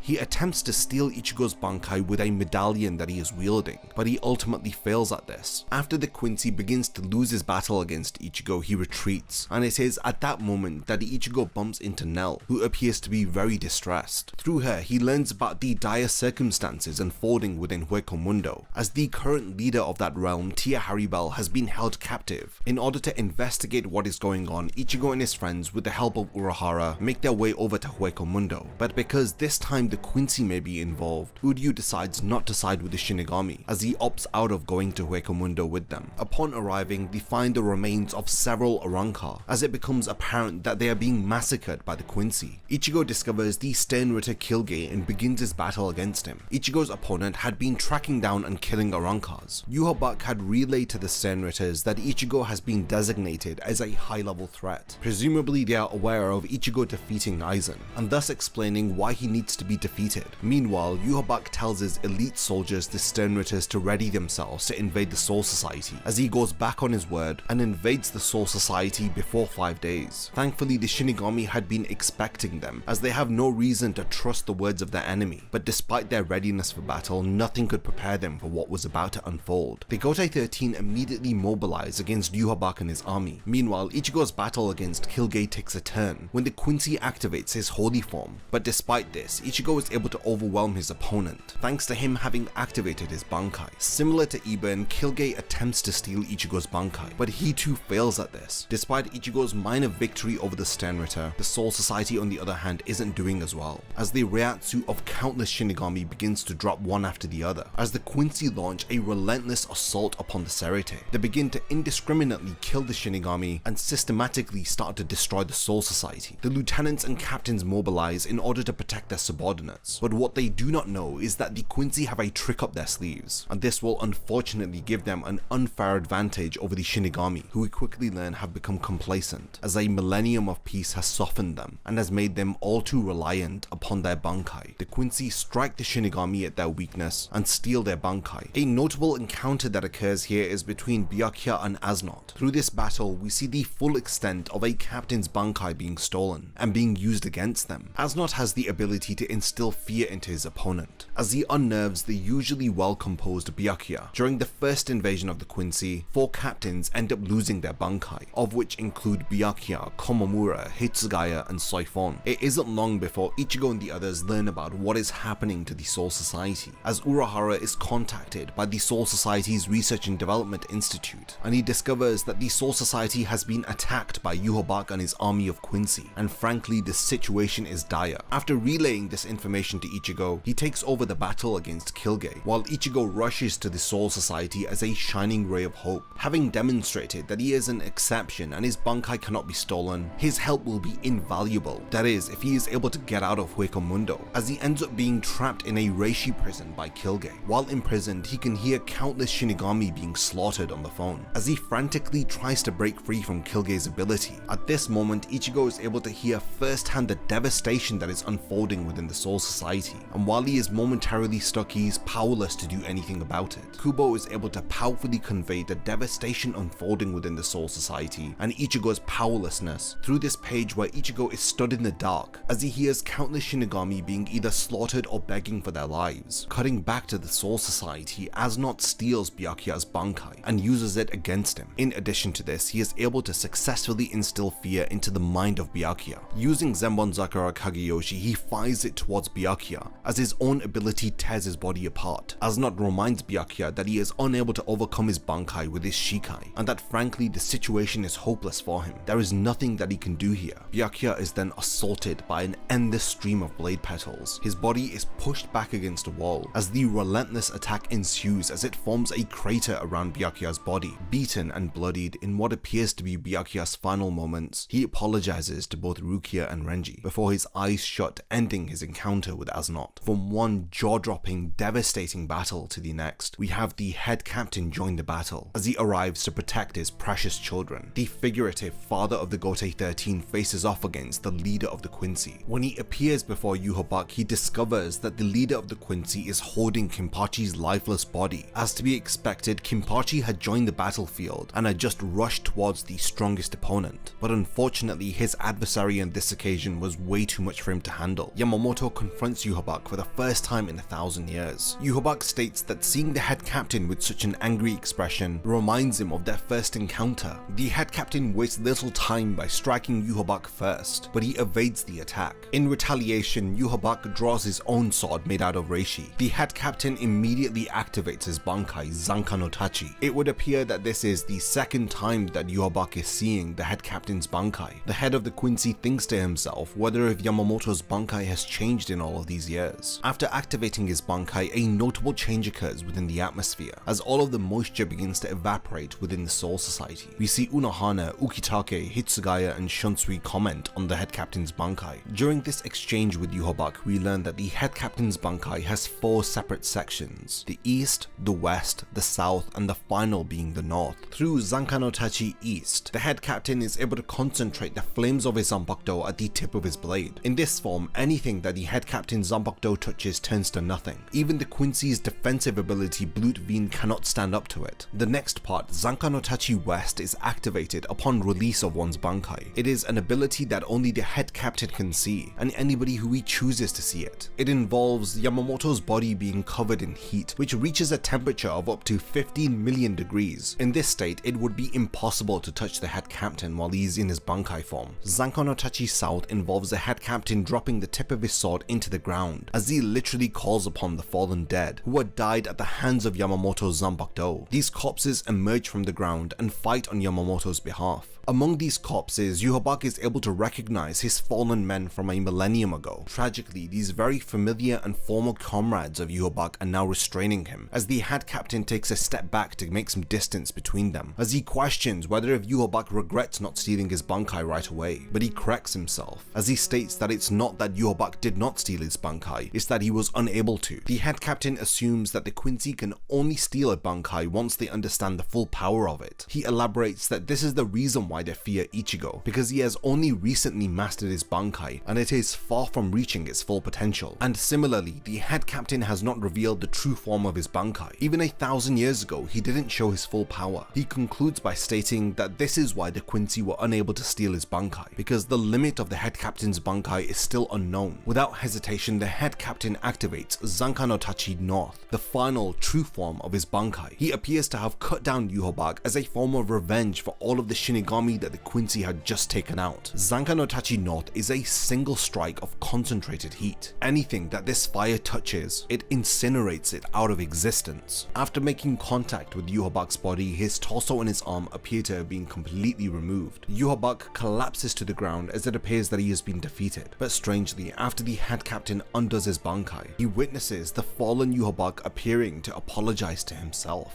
It is here that the head captain realizes that he wasn't facing off against the real Yhwach, but rather a doppelganger. The head captain had instead defeated a Stenritter called Lloyd Royd, who was able to imitate the memories, form, and abilities of another. The head captain turns around to see an explosion erupt from his first company barracks. The real Yhwach appears before the head captain. We learned that while the head captain was preoccupied by the Stenritter Lloyd Royd, the real Yhwach had gone to the underground prison in order to recruit Aizen into his ranks, but it would appear that Aizen had declined his offer. Yhwach then proceeds to steal the Bankai of the head captain, as he states that it's not that they can't steal his Bankai, it's that the head captain's Bankai was too powerful for an ordinary Stenritter to handle, explaining why Yhwach is the only individual who can hold and contain the head captain's Bankai. Yhwach then summons a large Reishi sword. He bids farewell to head captain Yamamoto as he strikes him from across his shoulder down to his torso. After the top half of his body falls to the ground, Yhwach refers to the head captain as pitiful, but in a final desperate attempt to fight back, the head captain grabs onto the cloak of Yhwach. He then cuts Yamamoto's arm off as he steps on his head, stating that he is foolish. He questions why the head captain didn't heal his left arm after his battle against Aizen. He could have had it healed thanks to Orihime's abilities, but he chose not to. Ultimately, it was because of head captain Yamamoto's stubbornness. He didn't want to rely on a human being. Even during the Soul Society's battle against Aizen, he was concerned about involving Ichigo into their battle because he is a human.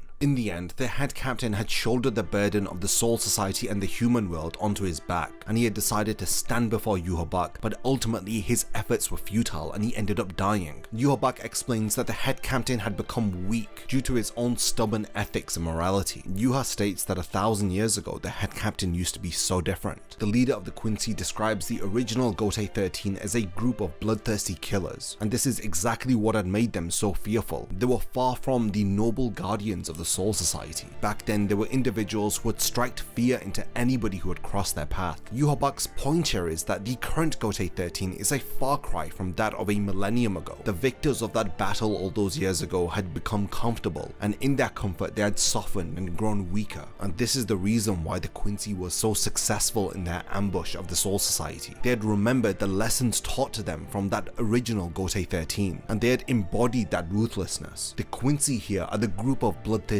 killers, and ultimately they had given the head captain a taste of his own medicine, even if it was overdue by 10 centuries. As far as Yhwach is concerned, the true Gotei 13 died 1,000 years ago, and this current iteration of the Gotei 13 is nothing more than a poor imitation of its predecessors. Yuha then orders the remaining Stenritters to destroy what's left of the Soul Society. In a brutal, merciless, one-sided attack, they end up killing what's left of the remaining Shinigami, reducing a large portion of the Sarete to nothing but rubble. When Ichigo finally arrives within the Soul Society, he meets Byakuya. The bloodied captain tells Ichigo that he is fearful that he won't make it any longer, as he humbly and selfishly asks Ichigo to protect the Soul Society on their behalf. He then confronts the leader of the Quincy, questioning whether if he is responsible for what has happened to the Soul Society. When Ichigo attempts to attack Yhwach, he is easily overpowered. When he stabs Ichigo's neck, a strange pattern appears, as it seems that Ichigo was somehow able to utilize the advanced Quincy defensive technique Blut Veen. Yhwach then brings up the topic of Ichigo's mother, as he comments on how Ichigo doesn't know the truth about her. This has been a running theme for the last two arcs. Firstly, when Aizen had commented on Ichigo's nature, when he was interrupted by Isshin and he was unable to complete his sentence, when he had told Ichigo he was a human. It was evident at that point that Isshin has a lot to explain to Ichigo, but Ichigo had respected his father's silence, and he understood that he would hear his father out when the time was right. It also adds to the comments that Ginjo had made about Ichigo's family, when he had told Ichigo that there is a lot that he doesn't know about them. All of the mysteries surrounding the origin of Ichigo's powers and the truth about the death of his mother begins to be unraveled now during this arc, when Yhwach comments on how Ichigo wasn't able to be confined within Kilge's jail, as it is an ability that was devised to kill enemies and it cannot capture a Quincy, as Yhwach alludes to the fact that Ichigo has Quincy nature within him. Yhwach's right-hand man Hashwald ends up breaking Ichigo's Zanbakuto and thus breaking his Bankai. When the two of them leave, they bid farewell to Ichigo, as he states that he will be back for him and that he should heal his wounds, as he refers to Ichigo as his son who was born in the dark.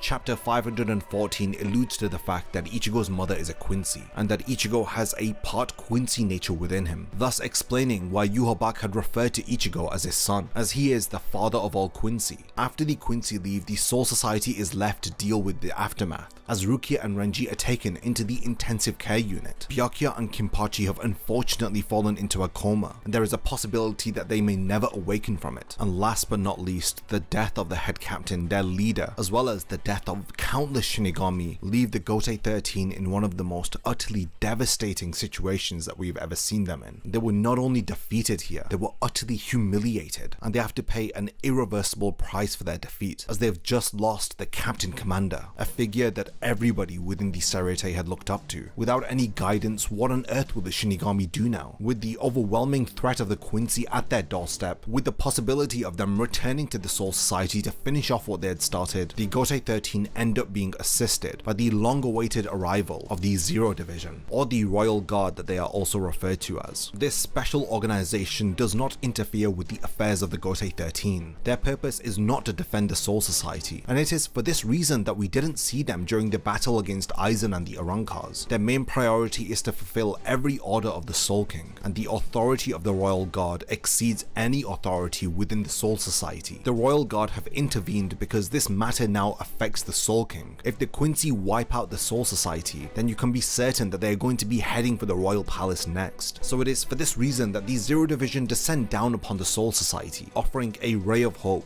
during a utterly bleak and desperate time. I'd mentioned that during the 1000-year Blood War arc, the theme of truth plays a pivotal role. Whether if this is the truth about the death of Ichigo's mother, the truth about the origin of Ichigo's powers, the truth about Old Man Zangetsu and Hollow Ichigo, or the truth about the Quincy's and their sealed king. A king who took 900 years to regain his heartbeat, 90 years in order to regain his reasoning, and a further 9 years where he would absorb the power of the impure Quincy in order to regain his own. These verses were chanted by the Quincy as their final beacon of hope for the return of their king. Yhwach, after returning, reveals that there is a final verse to this Emperor's song, as he states that after 9 days of returning, the king would conquer the world. Yhwach ultimately desires to merge all of the realms of reality into one, so that he can rule over them. So now that we know more about the motives of Yhwach and the circumstances surrounding his return, in particular the verse from his Emperor's song which refers to 9 years which would regain his power, as he would absorb the power from the impure Quincy. We learn through the Everything But the Rain flashback arc that Ichigo's mother was an impure Quincy, despite being born pure-blooded. This is because she was an unintentional victim to Aizen's hollowification experiments, as she had been bitten by a hollow that was created by Aizen called White. This hollow had of course become a part of her, and it was slowly consuming her. That is until Urahara had intervened and explained to Isshin that if he relinquishes his powers and chains himself to Masaki, then he can subdue the Hollow White and prevent Masaki's hollowification. Through the Everything But the Rain flashback arc, which which takes place during the first half of the 1000-Year Blood War arc, we learn about how Ichigo's parents had met. We learn about how Isshin was the former captain of the 10th Division, but he had no choice but to become an ordinary human. After he had relinquished his powers in order to help Masaki, Urahara had assisted him in setting up a brand new life within the world of the living, after teaching him medicinal information so that he can practice as a doctor in his own clinic. Isshin would eventually marry Masaki, and they would have their firstborn Ichigo, and we learned that Ichigo had inherited the Hollow White from his mother, but at the same time he had inherited Shinigami powers from his father. This resulted in the formation of Ichigo's true Zanpakuto spirit, Hollow Ichigo. It is also revealed that Ichigo is a quarter Quincy, and the individual within his inner world who had been representing these Quincy powers was indeed Old Man Zangetsu this entire time. Gradually, Ichigo uncovers the mystery behind his character. When he is unable to submit an Asuchi to his will, Uetsu Nimaya sends him back to the world of the living. It is here that he speaks to his father, and he learns about the true circumstances behind his mother's death, and how it was Yhwach who had absorbed the powers of the impure Quincy, which had led to Masaki losing her abilities and being unable to protect herself and Ichigo from the Grand Fissure. So indirectly, it was Yhwach who was responsible for the death of his mother. By stealing her powers, she had no means to fight against the Grand Fissure. When Ichigo returns to Uetsu Nimaya's domain, the creator of the Zanpakuto reveals to him that Old Man Zangetsu is an imposter. He was never Ichigo's Zanpakuto spirit. Instead, he was a manifestation of his Quincy powers, thus explaining why Old Man Zangetsu resembles Yhwach, because Old Man Zangetsu takes the form of Yhwach from 1,000 years ago. He is a younger version of the enemy who had just annihilated the Soul Society. He learns about Old Man Zangetsu's true desire, which was to protect Ichigo. For this reason, he had suppressed Ichigo's Shinigami powers, as he didn't want him to follow the path of becoming a Shinigami, because this would lead to him taking part in battles and getting hurt. His desire to prevent Ichigo from getting into harm's way was so much so that he would have killed him in order to prevent him from following the path of a Shinigami. Ichigo questions this younger version of Yhwach whether if everything that he had told him was a lie. He questions whether if he is really his enemy or his friend. He tells Ichigo that he is neither his enemy nor his friend, and in addition to this, he has never told him anything that would lead him astray. The only lie that he had told Ichigo was his name. This solidifies that he is not Zangetsu,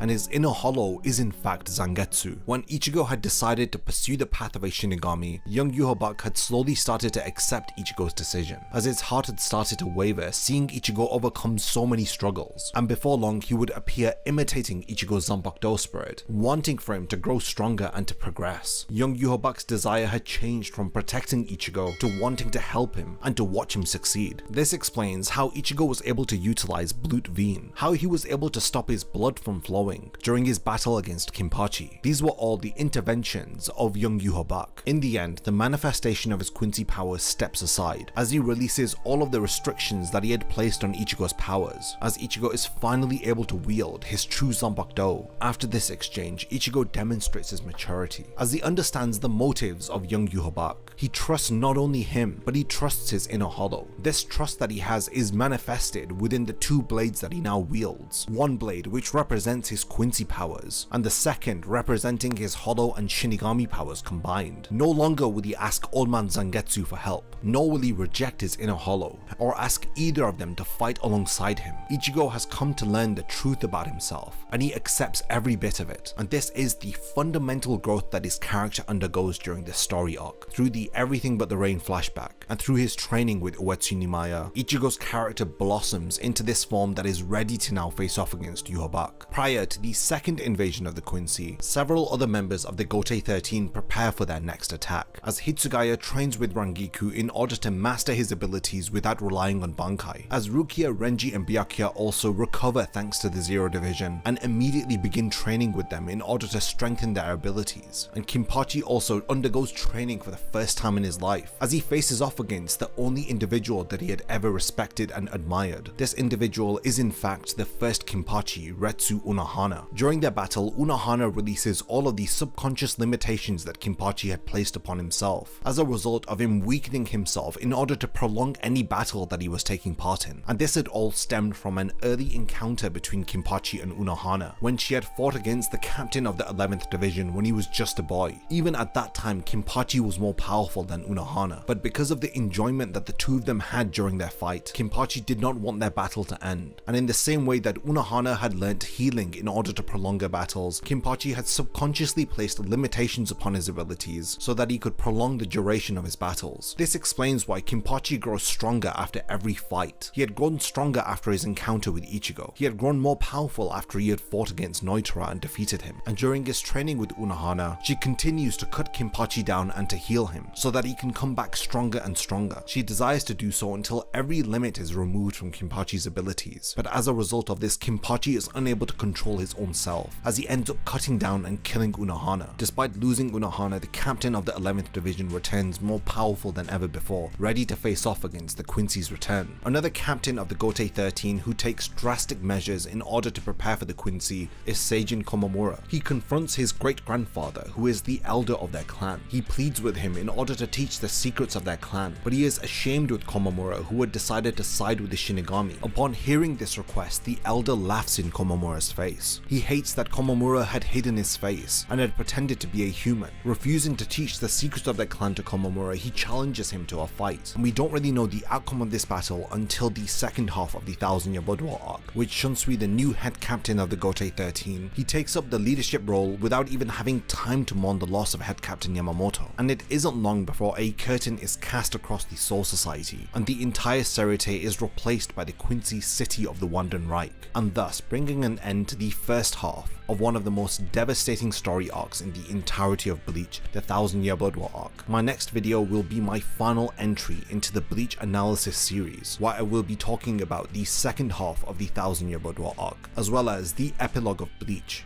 The second half of the 1000-Year Blood War arc takes place between chapters 547 to 686 of the manga. Spanning over a total of 140 chapters, it brings us to the end of the Bleach story. So this second half has a lot of highs and moments that a lot of us were highly anticipating, but they are unfortunately overshadowed by a rushed ending, and a feeling of not having every loose end tied together by the end of the arc. We don't know the whereabouts of several characters. We were introduced to a god-killing device. The Still Silver Arrowhead had appeared out of nowhere, and the frustrating handling of some of the fights, like Hashward vs Uryu, which was mostly off-screen, and not to mention the disappointing end to some characters like Ukitake. I want to discuss the highs, but also to speak about the complaints that I have with the second half of this arc. Despite these points, there is a lot to praise with Bleach's endgame, and it isn't all doom and gloom. So let's begin by discussing the return of the Quincy as they begin their second invasion of the Soul Society. After the Serite is unexpectedly replaced by the Wanden Reich city, the Shinigami are left speechless. This, however, does not waver their resolve, as Hitsugaya and Rangiku kick off the battle against the Quincy with their encounter with the Sternritter Baz B. Meanwhile, Siphon faces off against BG9. The two captains we know are not the best equipped to be battling the elite soldiers of the Quincy, as they have had their Bankai stolen. Hitsugaya effectively strikes Baz B with the help of Rangiku, and Siphon is able to activate a perfect form of her Shunko to attack BG9. Askin states that Yuhabak had foresaw that the Shinigami would train in order to compensate for losing their Bankai, as the Sternritters counterattack and critically wound Siphon and Hitsugaya. When Hitsugaya is about to be defeated by Kangdu, Urahara reveals that he has discovered a method to restore the Bankai for the Shinigami that had them stolen. He makes the Shinigami swallow a pill that momentarily holifies them. This results in the Bankai becoming poisonous to the Quincy. Siphon and Hitsugaya are among the Shinigami who have their Bankai restored. Siphon is thus able to defeat BG9, while Hitsugaya encases Kangdu with ice once he has regained his Bankai. Bambietta is then confronted by Komamura, who appears to be wearing a new armor as a result of meeting with the elder of his clan. When it seems like the Shinigami have the upper hand, Yuhabak states that he anticipated that the Shinigami would have somehow regained their Bankai, so he remotely activates the Quincy holy forms of several Sternritters. It is then that Ichigo contacts Urahara as he learns about the return of the Quincy. He reveals that he has completed his training and is departing from the Soul King's palace. Kubo excellently has a tense back and forth between the Quincy and the Shinigami here, as the threat and stakes constantly keep on elevating, pulling us more and more into this story, making it difficult for us to take our eyes off of the action. Meanwhile, Bambietta uses her ability De-Explode, which has been improved now that her holy form form is activated in order to injure Shinji. The Sternritter is then overwhelmed by Komamura, who reveals that he has learnt the humanization ability of his clan, and now that he has activated his Bankai in this form, it is made up entirely of Reiatsu, so it is unaffected by Bambietta's attacks. He has effectively become immortal, as he attacks her and states that like Head Captain Yamamoto, he doesn't need a reason to risk his life during this battle. He is following in the footsteps of the late Head Captain, who he had admired and respected so much. Their battle comes to an end when Komamura strikes Bambietta, who ends up self-destructing because of her own reishi. After her defeat, Komamura sets his sights on Yhwach, wanting to avenge the death of Yamamoto, but he falls to the ground after having used his Bankai in his humanization form begins to take a toll on his body. His great-grandfather then devours Komamura's heart, as he then transforms into a wolf, thinking that this is what he deserves for being no different to Tozen, as he too had sold his soul for the sake of revenge by wanting to defeat the Quincy who had killed the head captain. His lieutenant Iba appears as he reassures Komamura that he has done nothing wrong, as we conclude Komamura's involvement within the story arc, and also bringing an end to his character arc. Meanwhile, Mask D Masculine sees Renji and Rukia join the battle. The Sternritter, after having brutally defeated Kensei and Rose, is then confronted by Renji, who is able to easily overwhelm him. After a failed counterattack, Mask is defeated when Renji activates his true Bankai that he had acquired through his training with Ichibei at the Soul King's palace. Thanks to using his true Bankai, he is able to defeat Mask. Rukia is then confronted by the Sternritter Asnot. He attacks Rukia, stating that he has injected fear-inducing liquid into her, but it appears to have no effect on her. The Quincy finds it hard to believe, as he states that nobody can live without fear, but Rukia reveals that she is able to drop her body temperature, which will freeze the molecules in her body, preventing the fear-inducing liquid from affecting her. She is able to freeze herself thanks to the power of her Zanbakudo Sodeno Shirayuki. After she reduces her temperature to absolute zero, she freezes Asnot, but the Sternritter is able to escape and activates his Quincy Holy form, thus allowing him to make Rukia feel fear through her eyes, as he surrounds her with a wall of fear-inducing eyes. Byakuya ends up interrupting their battle when he breaks through Asnot's wall and rescues Rukia. He encourages her while Asnot transforms. Despite the change of appearance, Rukia is able to effortlessly defeat the enemy when she reveals her Bankai, Haka no Togame, which freezes Asnot solid. The next significant battle which takes place between the Gotei 13 and the Quincy is Kinpachi's encounter with Gremi. The Sternritter ends up killing Kensei and Rose, and when he sets his sights on Yachiru and he is about to transform her bones into cookies with his ability the Visionary, he is interrupted by the arrival of Kinpachi. Gremi transforms his body into steel, but Kinpachi proves that he can cut through anything by easily cutting him. He attempts to drown Kinpachi with water, but he breaks free as their battle becomes serious. Now that Yachiru has left to get healed by Isane, he is attacked by weaponry created by Gremi, which only excites Kinpachi. The Sternritter then creates a clone of himself and summons a meteor to appear from his imagination. He is getting desperate to defeat the sadistic Kinpachi, who appears to be unfazed by any of his opponent's attacks thus far. Kinpachi then activates his Shikai Nozarashi to destroy the meteor. He also is able to endure the zero atmosphere of outer space, as well as surviving several explosions. When Gremi begins to get really desperate, he attempts to imagine himself stronger than Kinpachi, but he fails when he realizes that he is not able to envision anyone more powerful than his opponent, thus leading to Gremi's body tearing apart. After the Sternritter is defeated, Kinpachi notices that Yachiru is no longer by his side, as a group of female Quincy begin to gang up and attack him and his division members while he is down. Ichigo then suddenly arrives on the battlefield as he fights off the 4 female Quincy effortlessly. Now while Ichigo is preoccupied, Yhwach makes the necessary preparations to head towards the Soul King's palace. Ichigo utilizes a new ability called Getsuga Jujisho, which destroys Candice Catnip's arm. Several Sternritters then arrive to fight their first of the 5 great war potentials, Ichigo, but then a beam of light from behind them interrupts their encounter as Yhwach begins his ascent towards the Soul King's palace. It is revealed that he has taken advantage of the path that Ichigo had taken from the Soul King's palace to return to the Soul Society, and it is because of Ichigo wearing the Oken clothing while falling from the palace that he had broken the barrier between the 2 realms, thus making it easy for Yhwach to invade into the palace. Ichigo is assisted by the arrival of Renji and the other Shinigami who take on the Sternritters so that Ichigo can go ahead and confront Yhwach. The Sternritters activate their holy forms and battle the Shinigami, while Ichigo is stopped by Uryu, who is not revealing why he has joined forces with Yhwach. Orihime and Chad then make their arrival within the Soul Society, as they are powerless to stop Uryu, Yuha and Hashwat departing for the Soul King's palace. Quite notably, Ichigo is affected by Uryu's supposed betrayal, but thankfully Chad is present in order to help him to see sense by advising him to follow Uryu. At the same time, Urahara has also finally arrived onto the battlefield, and he begins to devise a method to take Ichigo and the others to the Soul King's palace, while Yuha, Hashwat and Uryu arrive at their destination. On the battlefield, the Stenritter Giselle battles against Ikkaku and Yumichika. The Shinigami begin to understand how the Quincy's ability the zombie works, as she orders an undead Bambietta to attack them. While the Shinigami begin to battle Giselle's zombies, Urahara works deep below the 12th Division barracks, devising a method to fire Ichigo and the others into the Soul King's palace via a replica of Kukakushiba's cannon. Ikkaku and Yumichika are taken out by Bambietta, but before they are killed, they are rescued by the arrival of Mayuri. The mad scientist offends Giselle, which forces her to order Bambietta to target him, but the captain easily fights off the zombified Stenritter and her ability the Explode, which ends up hurting Bambietta. Giselle then summons zombified Shinigami from the 11th Division, but Mayuri counters this by summoning his own undead soldiers in the form of the 4 revived Arrancar. Giselle then summons her most powerful zombified soldier, Hitsugaya. This of course gets the attention of Mayuri, who decides that he can test some of his newly developed drugs on him. He turns his attention towards his fellow captain, as it seems as though Mayuri was taken out by Hitsugaya's Bankai, but he reappears as if nothing had happened. He states that Hitsugaya is feeding the effects of his post-cognition drug, which effectively will stop him from killing Mayuri. When the zombified captain collapses because of the toll that Mayuri's drug is taking on his brain, he stabs Hitsugaya and releases his Zanpakuto, which ends up paralyzing him as he injects another drug into him. Mayuri is then confronted by 3 more zombified Shinigami, Rangiku, Rose and Kensei, as he then orders his resurrected Arrancar to battle them, as he also has the 3 zombified Shinigami be exposed to his post-cognition drug. He reveals that his drug substitutes the blood in their bodies with a liquid that he had created, and this enables him to control their bodies, as he has Kensei stab Giselle through the heart, which appears to have defeated the Stenritter. Meanwhile, Byakuya single-handedly takes out Nanana, Candice and Robert, before he encounters Hisagi, who is under the influence of Pepe's The Love. Byakuya is able to take out Hisagi, but Pepe takes control over Zenbon-Zakura. As he has Hisagi attack Byakuya with his own Zanpakuto, we learn that Pepe's The Love is unable to affect Byakuya, which leads him to activate his Quincy Holy Form, but the Quincy is then surprisingly attacked by Kensei. When Kensei takes out Hisagi and returns Byakuya's Zanpakuto to him, Pepe fails to take control of Kensei, as Mayuri reveals that his resurrected soldiers are unable to feel love, as Kensei takes out the Quincy. Meanwhile, Yhwach has arrived at the Soul King's palace as the battle between the Royal Guard and the Wandenreich finally begins. The Royal Guard intercepts Yuha and his army. Kurinji activates his Shikai and attacks the leader of the Quincy, but he is unable to land any attack on his opponent. Senjumaru then joins the battle accompanied with his divine soldiers, but they too are unable to hurt Yhwach. We learn that the Stenritter Nyanzol Weasel is the reason behind why their attacks are ineffective, as he uses his ability The Wind to move the attacks away from Yuha, enabling him to effortlessly traverse through the palace as he looks for the Soul King. Meanwhile, Urahara is readying to fire Ichigo and the others, as they are nostalgically also accompanied by Ganju, who has an aerial map which will guide them to the palace. The Stenritter Nyanzol is taken out by Senjumaru, as she stabs him with several spikes that have appeared from his robe. Yuha then brings out more soldiers and summons his Schutzstaffel to combat the divine soldiers and the Royal Guard. Gerard, Pernida and Lil work together to seemingly take out Senjumaru as she is shot through the head. The Schutzstaffel live up to their name as they begin to destroy the Soul King's palace. Lil shoots down several buildings, clearing the path for Yuha, but suddenly the surroundings retreat into lines of fabric as the real Senjumaru reveals herself. She states that Ichibei had been hiding the real palace of the Soul King, as Kiryu Hikifune also arrives and surrounds the area with a cage of life, which traps the Quincy, stopping them from escaping. Nimaya then appears, drawing his Zanpakuto Sayafushi as he readies to battle Yuha's elite soldiers. Nimaya is also able to take out most of the Schutzstaffel, as they don't really stand a chance against his sharpened blade. And when it seems as though Nimaya has defeated defeated Askin, he turns his attention towards Yuha, but is then stopped by Askin's ability, the Death Dealing. Askin states that he has turned Nemaya's blood into poison, which leads to him cutting his own throat in order to let some of the blood leave his body. The Sternritter tells him that in order for him not to be killed by his own blood, he will have to lose a lethal amount of it. Either way, it seems as though he will die either from blood loss or Askin's ability. It is once again a back and forth, as it seems as though the Royal Guard had the upper hand, but the Quincy fought back and turned the tide in their favour. This is what the 1000-Year Blood War arc excels at, as it constantly keeps you on the edge of your seat. Nemaya is thankfully able to counter Askin by having Korinji replace his blood with his ability Blood Pond Hell. He is then able to take out Askin and challenge Yuha himself. At this moment, Yuha reveals what he really thinks of his underlings when he activates Ashwalin for the second time, as a bright light emanates from his hand. Down below within the Soul Society, several beams of light cover several of the Sternritters, as their lives and powers are drained from them, as Yuha uses it to revive his Schutzstaffel, who were taken out by Nemaya earlier. Lil Barrow uses his power the X-axis to fatally hurt Nemaya. Pernida also breaks Kiryo's Cage of Life, as the time has now come for the leader of the Zero Division, Ichibe, to join the battle. Ichibe resolves to kill Yuha, as he is able to counter the Shinigami's name curse power. Meanwhile, Urahara continues his preparations, as we see Vizard and Yoriichi's younger brother delivering equipment to his lab. While elsewhere, Shunsui meets with Ukitake, who has awakened his Kamikake, revealing that he is going to speak with the Central 46. As the new head captain has decided on a desperate measure, which is to go to Muken in order to ask for Aizen's help in the battle against the Quincy. Back at the Soul King's palace, Ichibe exchanges blows with Yuha, and is able to halve his full power by removing half of his name. But this doesn't last for too long, as Yuha restores his power and protects himself from Ichibe's attacks by erecting a barrier. Ichibe seems to have destroyed Yuha's Blutveen and Haben barrier, as he grabs Yuha, causing the barrier to hurt him instead of himself. He then releases his Shikai Ichimonji, as he then erases the names of Yuha and his sword with the ink of his Zanpakuto. He then assigns Yuha with the name and power of an ordinary black ant, as Ichibe then sends him hurtling through the ground towards the Soul Society. But Yuha then activates his The Almighty, which completely stops the effects of Ichibe's powers, resulting in him being blown into pieces, which, to the dismay of a lot of fans including myself, brings an end to the highly anticipated battle between Yuha and Ichibe. The Zero Division definitely put up a good fight against the Quincy, but it was so short-lived, and it felt like so much more could have been done with these incredibly hyped characters, who in the end were tossed aside like fodder by Yuha and his Schutzstaffel. By the time that Ichigo and the others finally arrive to confront Yuha, he has already reached the Soul King and impaled him. In the Soul Society, Urahara updates the captains and lieutenants that have gathered at the lab, as he informs them that they will be invading the Soul King's palace. Urahara intends to create a gateway to the royal palace created using their reishi. Meanwhile, Ichigo, seeing that the Soul King has been impaled, attempts to pull Yuha's sword out of him, but through manipulating the Quincy blood that flows through Ichigo, Yuha controls him to cut the Soul King clean in half. He explains to Ichigo that the Soul Society had created the Soul King in order to balance the souls between the world of the living and the Soul Society. Now that the Soul King is dead, all of reality will now begin to collapse. But not long after this, Ukitake completes his ritual called Kamikake, and states that it will enable him to replace the Soul King and to stabilize the worlds. He states that he possesses the right hand of the Soul King, Mimihagi. He releases it as Ukitake sacrifices himself to Mimihagi in a desperate attempt to restore the Soul King. Mimihagi ends up surrounding the Soul King as the tremors across reality stop. Meanwhile, Shunsui enlists Aizen to fight on their side. While Mimihagi is at work, Ichigo clashes with Yuha, and they ultimately fail to stop Yuha Bakia, as Ichigo and the others fall off of the palace thanks to Uryu destroying the platform that they were standing on. Meanwhile, Yuha ends up absorbing Mimihagi, thus putting a stop to Ukitake by killing him. The Sternritters Basbi, Lil Toto, and Giselle offer to help the Shinigami to reach the Soul King's palace after feeling betrayed by Yuha, as they realize that they are nothing more than disposable commodities to him. Yuha proceeds to completely absorb the remainder of the Soul King, thus allowing him to gain all of his powers. Ichigo and the others are then assisted by the arrival of Grimjow and Neliel, as well as the sudden appearance of the Fullbringers Riruka and Yukio, who arrive via a modified Valley of Screams, which they will be using to travel back to where Yuha and the Quincy are. The leader of the Quincy proves just how powerful he has now become by destroying most of the Soul King's palace and replacing replacing it with the Wandenreich city. He also creates a large fortress called Waterworld at the center of the city. The Gotei 13 arrive as they realize that they cannot use Shumpo since the Quincy are in control of the Reishi here. Grimmjow targets Askin while Baz B confronts Hashward, who he is aware is in possession of the Almighty while Yuha is resting. We learn about a brief history between these two characters during their fight. Despite putting up a decent fight, Baz B is overwhelmed and fatally wounded by his former friend. The Stenritter Pernida battles against Mayuri, who manages to expose the Quincy's nerves, as it removes the cloak, revealing that it is in fact the left hand of the Soul King. After growing to a large size, it attacks Mayuri by extending its nerves throughout its surroundings. Mayuri is able to avoid touching the Stenritter's nerves on the ground thanks to the shoes that he is wearing, that grants the captain the Quincy ability Hairenhyaku, which gives him high-speed movement through riding across the floor of Reishi that is created below his feet. When Pernida uses the compulsory, it invades the right arm of Mayuri, but this proves to be ineffective as the captain was able to modify his body so that it cannot be controlled by the Stenritter. When Pernida begins to create clones of itself, Mayuri activates a modified version of his Bankai, which appears to have 70,000 skin layers that end up devouring Pernida. The Stenritter is able to detonate within Konjiki Ashisogi Jizo as it blows up into pieces. Mayuri is then exposed to Pernida's the compulsory, leading to Nemu having to rescue him. By working together with his lieutenant, Mayuri was able to inject a nerve-freezing agent into Pernida and its clones. But the agent is ineffective after Pernida was able to copy the skin layers of Mayuri's Bankai after having killed it. Nemu, then having no choice but to activate her raw power, ends up destroying Pernida and its clones. However, the Stenritter survives and tears Nemu to pieces. This action uncharacteristically sinks Mayuri into despair, but he regains his composure after he sees a hallucination of Xyloporo. He is able to finally kill Pernida with the involuntary cell division acceleratory found within Nemu's bodily remains. He then goes on to heal himself and Kimpachi, who was also hurt during the battle against Pernida. Mayuri then releases Hitsugaya and Rangiku from their healing capsules, who appear to no longer be zombified, and they are ready to join the battle. Meanwhile, the new head captain Shunsui realizes that Lil Barrow is trying to take out the Shinigami by sniping them one by one. He confronts the Stenritter as he quickly overwhelms his enemy thanks to a technique of his Shikai. Shinsui's abilities are fashioned after children's games, but Lil counters by opening his left eye and activating his holy form. Shunsui is left with no choice but to distance himself from the other Gotei 13 members so that he can activate his Bankai. After activating the first, second and third act of his Bankai, they badly injure the Stenritter, as he then uses the final form of his Bankai to blow Lil's head off. When the Quincy survives, he fires his Light of Judgment energy wave, resulting in explosions erupting across its path. Shunsui escapes from the attack and is about to fall unconscious, but he is woken by his lieutenant Nanao. The head captain hides the two of them within Lil's shadow and explains the history of Nanao's Zanpakuto to her, how it has the ability to slay a god. Nanao wields her Zanpakuto for the first ever time, appearing out of Lil's shadow in order to confront the Stenritter. Nanao's blade is able to hurt Lil, as Shunsui supports Nanao as she reflects Lil's attack back at him, causing him to disintegrate into pieces and fall down to the Serite, where he is ultimately defeated by the revived Izurukira. When Askin appears to have taken out Ichigo, Orihime and Chad, Yoriichi comes to their aid by attacking him with her Shunko Raijin Senke. After pulling Orihime out of Askin's gift bag, she tends to Ichigo and Chad's wounds so that they can continue forward to confront Yuha. Meanwhile, Yoriichi and her brother Yushiro battle Askin, who reveals that he has the ability to control the lethality of any substance that he takes in, as well as being able to make himself immune to any attack that has wounded him. Askin takes out Yushiro and poisons Yoriichi with his abilities, but Urahara then arrives to rescue her and injects a drug into her which heals her from the Quincy's poison. Yoriichi is then forcibly transformed into a Shunko Raiju Senke form, which enables her to alter her Reiatsu 48 times per second, as she is able to overwhelm Askin, who has difficulty keeping up with the fluctuations in her Reiatsu. Yoriichi then succumbs to the poison once the immunizing drug Urahara had used on her wears off. Askin then emerges in his holy form as Urahara is surrounded by the Stenritter's Gift Ball Deluxe. His eyes are destroyed by Askin's gift ring. As he is about to strike him with several more gift rings, Urahara proceeds to activate his Bankai. We learn that Urahara's Bankai has the power to recreate anything, which he uses to restore his eyes and turn the tide of battle in his favor. Yuha as he overwhelms the Sternritter. De Quincey amplifies the power of his Gift Ball Deluxe in order to disable him, but Urahara devises a method to open a path for Grimmjow, who is in his Resurrection form, to join the battle and tear out Askin's heart. Now that Askin has been killed, the power of his Gift Ball Deluxe further amplifies after his death, resulting in Urahara and Grimmjow collapsing, as they have no choice but to leave the rest to Ichigo and the others. The last of the Shoot-Starful Gerard is battling against Byakuya when they're interrupted by Kinpachi, who cuts off his arm, which ends up regenerating. Kinpachi is unable to cut through Gerard's shield, and when Kinpachi is wounded by the Sternritter's attack, he finally activates his Bankai and overpowers him. He transforms into a demonic red-skinned monster who mercilessly beats Gerard to the point that it seems as though he is surely dead. Despite the brutal attack, he survives and activates his holy form. Kinpachi isn't able to put up much of a fight after his arm is destroyed because he is unable to handle the power of his Bankai. Meanwhile, Hitsugaya's Bankai reaches its time limit, which transforms him into this incredibly cool new adult form. Using this new form, he freezes Gerard, who survives, but he is then floored by Kinpachi, who surprisingly attacks him, while Byakuya finishes him off by destroying the top half of the Sternritter. Elsewhere, Ichigo and the others learn that Uryu has been on their side this entire time, as he wanted to defeat Yhwach on the inside by infiltrating the ranks of the Quincy. When he learns that Yuha is asleep and the powers of the Almighty have been transferred to Hashwat for the time being, he urges Ichigo and the others to seize the opportunity and to defeat Yhwach while he is vulnerable. Ichigo and Orihime arrive to confront Yuha, who has just had the Almighty returned to him. Ichigo then transforms into a new merged hollow form, as he appears to have wounded Yuha after having fired a Getsuga Tensho towards him that is infused with a Grand Ray Sero. But Yuha deflects the attack as he uses the Almighty to create Blades of Reiatsu which injure Ichigo, who is left with no choice but to activate the new form of his Bankai Tensa Zangetsu. His efforts prove fruitless as Yuha breaks Ichigo's spirit when he destroys Tensa Zangetsu, explaining that the Almighty has the power to not only see the future, but to change it also. Meanwhile, Uryu battles against Hashwat, who explains how his ability to balance works, while Uryu explains that his power antithesis can reverse the state of any two people, as he transfers all of the wounds that he has sustained onto his opponent. But he is able to use his own abilities to return the injuries to Uryu. When Hashwat is about to deliver the final blow, he is hit by Yuha's third Ashwalin, which disables him and ends up killing Gerard. Yuha leaves for the Soul Society just as Rukia and Renji arrive to assist Ichigo. Hashwat takes all of Uryu's injuries and tells him to help his friends, as he becomes aware that Yuha is no longer acting for the best interest for the future of the Quincy race. All hope seems to be lost for Ichigo as he realizes the overwhelming power of his opponent, and there appears to be no way to restore his shattered Tensa Zangetsu. That is until the Fullbringer Tsukishima appears and impales Ichigo with his Book of the End ability. He ends up creating a past where Tensa Zangetsu was not broken, and this enables Orihime to restore his blade, thus giving him hope to confront Yhwach for one final time. Meanwhile, Ryuken and Isshin, who had arrived within the Quincy city earlier, hand to Uryu the Still Silver Arrow, which was made from the heart of his mother. If this arrowhead pierces the heart of the caster of Ashwalin, it will momentarily disable that individual's power. When Yuha arrives within the Soul Society, he is greeted by Aizen, who welcomes him to his Soul Society. Ichigo and Renji are hot on his heels as they journey through the Dangai to stop Yuha. Aizen ends up being freed from his restraints thanks to Yuha's attack, and he creates illusions of Renji and Ichigo who battle him, but Yuha is able to easily defeat them. When he assumes that he has taken out all of his opponents, Yuha prepares to destroy the Soul Society, but Aizen reveals that Yuha was under the influence of his illusions, and he had actually been fighting against Aizen this entire time, as Ichigo suddenly appears and cuts Yuha in half with his Getsuga Tensho. The leader of the Quincy survives thanks to the Almighty, as it reverses his own death.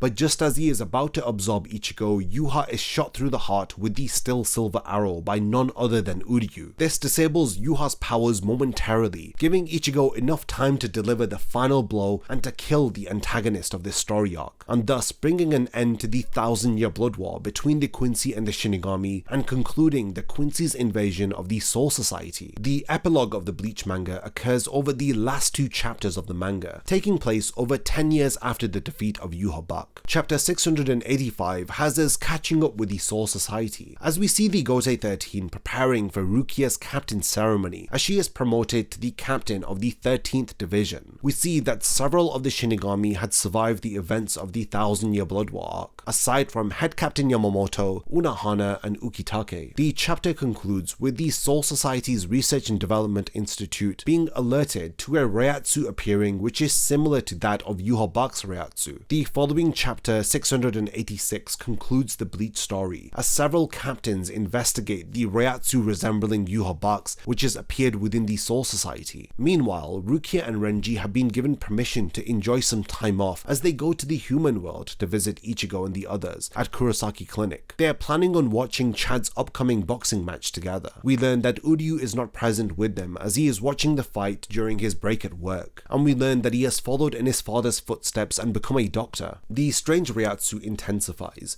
but Ichigo and Orihime's son Kazui Kurosaki touches the Reiatsu and disperses it when it appears within his room. Aizen and Muken comments upon Yhwach's motives, as he states that the Quincy's leader was trying to rid death from reality, as he had wanted to eliminate the fear that was associated with death. Aizen states that this fear is necessary, as it gives courage to humans who can continue moving forward with their lives in the face of this fear. We have hope for the future of the Bleach story as we see that Ichigo's son Kazui is confronted by Renji and Rukia's daughter Ichika, as they reveal themselves to be Shinigami. Now, the way that Bleach's final arc concluded was pretty abrupt and sudden. At the time in 2016, when we had learnt that the manga was concluding with only a handful of chapters left, I was convinced that it was not enough time to give the final arc a satisfactory conclusion. Ichigo's final battle with Yhwach felt rushed, leading to a lot of people thinking that the way that Yhwach was defeated was contrived and abrupt, especially when he was built up to be a godly villain with a broken ability. A lot of the final battles with the Schutzstaffel were not long enough, like Urahara vs Askin, Jirard vs Kinpachi, Byakuya and Hitsugaya, or Shunsui's battle with Lil Barrow, and how Nunal Zanpakuto was suspiciously too convenient as it wasn't explained prior to this very moment, and how it just so happened to be the perfect Zanpakuto to defeat Lil. In addition to this, most of the highly anticipated final battle between Uryu and Hashwat had occurred off-screen, leaving a lot to be desired. And by the end of the arc, we don't know the whereabouts of several characters, like Urahara, Yoriichi, Grimjow, or the Zero Division, and we don't even get to know if they survive within the epilogue of the manga. This was pretty disappointing for a final arc that was building up to such a grand finale, but we were robbed of this great conclusion at the nth hour. Kubo had wrapped up his story very quickly, but he still ended the series with the epilogue that he had planned right at the very start of the story. It's just that the conclusion of the 1000-Year Blood War arc was not satisfactory, and this is where I believe that the anime adaptation premiering in October of 2022 will rectify a lot of these issues, and hopefully with Kubo's involvement it will help to expand upon a lot of the points that I have mentioned.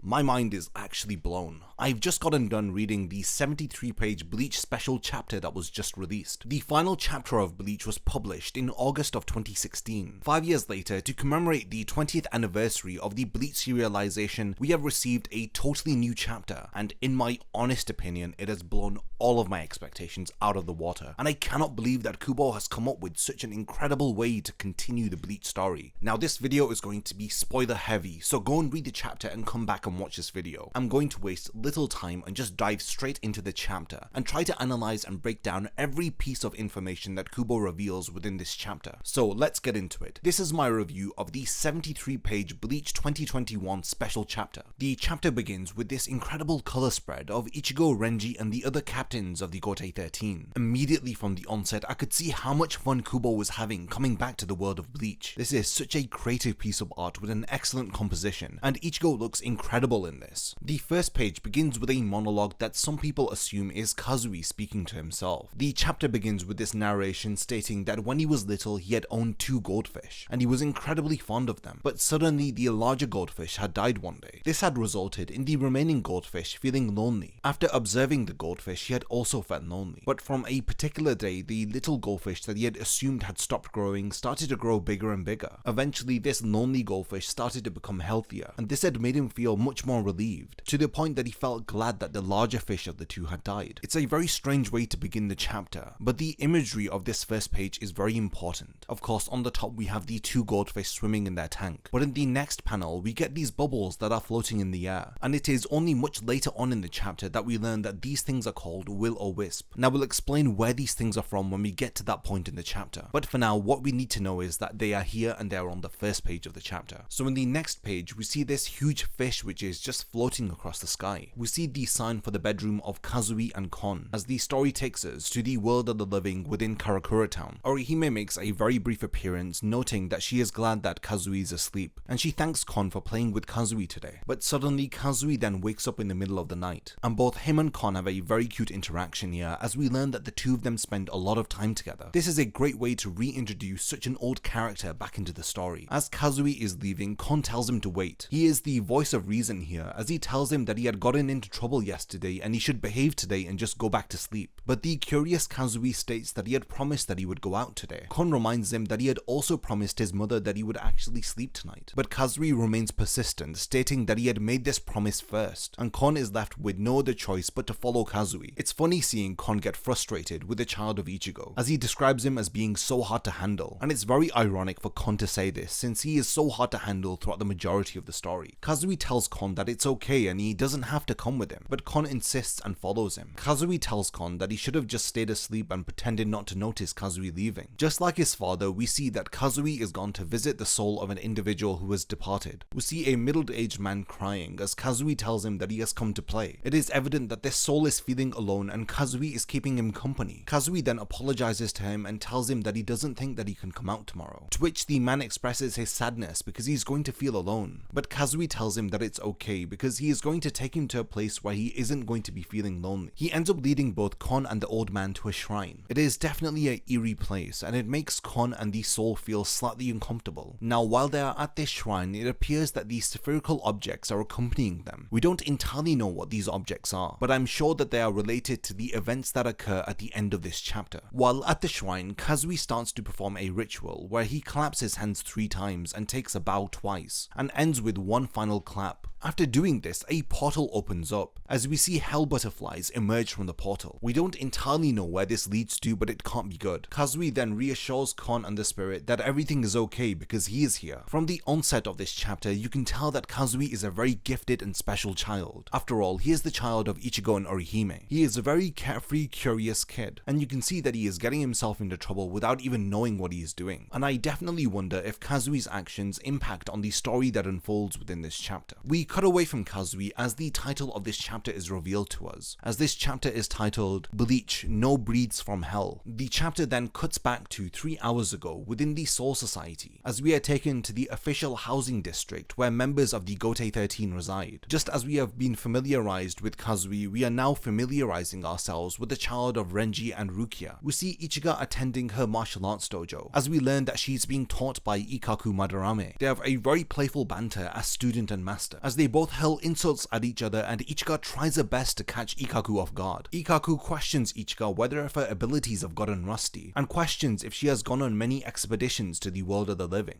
to which Ichiga blushes and replies that she hasn't gone and she has only been given permission to go on long breaks within the human world. Ikkaku then comments on how she must be feeling lonely. He assumes that she must be longing to see the child of Ichigo, and this really flusters Ichiga and it's really funny to see, as she says that she doesn't want to see him, as she adamantly professes that it's not like that between her and Kazui, desperately hiding that she might have a innocent childhood crush on him. She calls Ikkaku an idiot for taking the conversation in this direction. It's funny because you only asked a simple question and Ichiga had dragged it out into all of this. In this chapter, we see the return of a lot of familiar faces, and most of them have a change of appearance. A perfect example of this occurs right here as we see the introduction of Yumichika. He interrupts their training and calls Ichiga cute and then questions if Ikkaku has forgotten what he has to do today. We then cut to the Abarai household as we see that Renji is on the phone speaking to somebody. He is speaking to Ichigo as he questions Renji on what is the Soul Funeral Festival. Renji explains that it is a ritual that takes place 12 years after the funeral of a captain that had died in battle. So we get to immediately learn that the events of this chapter take place 12 years after the defeat of Yhwach, and thus this chapter takes place approximately 2 years after chapter 686. Ichigo responds by saying that this is the first time that he is hearing of such a festival, to which Renji replies that he hadn't heard of it either, since it's very rare for captains to die in battle. He goes on to tell Ichigo that the ritual for head captain Yamamoto had occurred the other day, and then after that they had done the ritual for Captain Unohana, and today it is time for the ritual of Captain Ukitake. Ichigo asks about the specifics of this ritual. What does it entail? To which Renji replies that they are ordered to capture a hollow in the world of the living, and they have to kill it in front of the graves of the captains. Understandably, Ichigo, like us, is quite surprised by this, but Renji states that it is an old custom of the Soul Society. After explaining the basics of this ritual, Renji questions where Ichigo is, since it's noisy on his end of the phone. Here we get a brief glimpse into what Ichigo's friend Keigo is getting up to, as it is revealed that he has opened up his own ramen shop called Spirit Ramen. Ichigo and Mizuhiro have made a trip to the ramen shop in order to support their friend, since he doesn't have much customers, and you can see that the dynamic between these three friends from Karakura town hasn't changed much. And in this chapter we get our first real frontal shot of adult Ichigo, and you can see that his hairstyle isn't this typical post-time skip shonen dad hairstyle. It has a lot more volume to it than the hair that we had seen within chapter 686, and Kubo has done a really good job of transforming Ichigo's appearance and making him feel like more of an adult now. When Ichigo is about to get his food, he is going to cut the call, to which Renji tells him to wait, as he tells Ichigo that it will be right for him to attend the ritual of Ukitake. Renji tells Ichigo that only captains are usually allowed to attend the Spirit Funeral Festival, but Renji tells Ichigo that he wasn't an outsider when it came to Captain Ukitake. After all, it was him who had given Ichigo his substitute Shinigami badge, and he had somewhat of a connection with him as opposed to his bond with Yamamoto and Unohana. A recommendation was made for Ichigo to attend by two individuals, Head Captain Shunsui and Rukia Kuchiki, and just as we say her name, she appears in the chapter, as we see that even she has had a change of appearance, as Rukia is wearing a ponytail to the side of her head, and is dressed in a captain's garb. As we get the appearance of Rukia, she admires the new Soul Reaper communication device that was created by the Research and Development Institute. You can see that of course it's modeled after smartphones, and she is impressed that she can see the face of Ichigo as Renji was FaceTiming him apparently. A moment that made me laugh out loud was when Rukia had grabbed the communication device and was tilting it sideways, trying to see more of the surroundings around Ichigo, as she questions if Orihime is with him. And not too long after this we get some comedic banter that occurs between Rukia and Ichigo, as she questions why he has left Orihime at home to do all of the chores. She teases him by saying that that isn't the morally right thing to do anymore within the world of the living, to which Ichigo questions how is it that she knows about that, and then Rukia reveals that the Soul Society has recently developed televisions which can pick up TV shows from the world of the living. We learn that this is thanks to Urahara, who is now more involved with the Soul Society's Research and Development Institute. After the war, he was pivotal in the development of new spirit devices. We don't really get to see Urahara's character within this chapter, but I am glad that he was at least mentioned within it. After this, we then get the long-awaited appearance of Mayuri, as all of us have been wondering how his appearance is going to look like. And sure enough, it doesn't disappoint as he is wearing a ridiculous getup. Mayuri reveals in order to relay an emergency message to all of the lieutenants. He tells them that it is tonight that the Soul Funeral Festival's preliminary ritual of capturing a hollow is going to take place. So he orders all of the lieutenants to head towards the world of the living.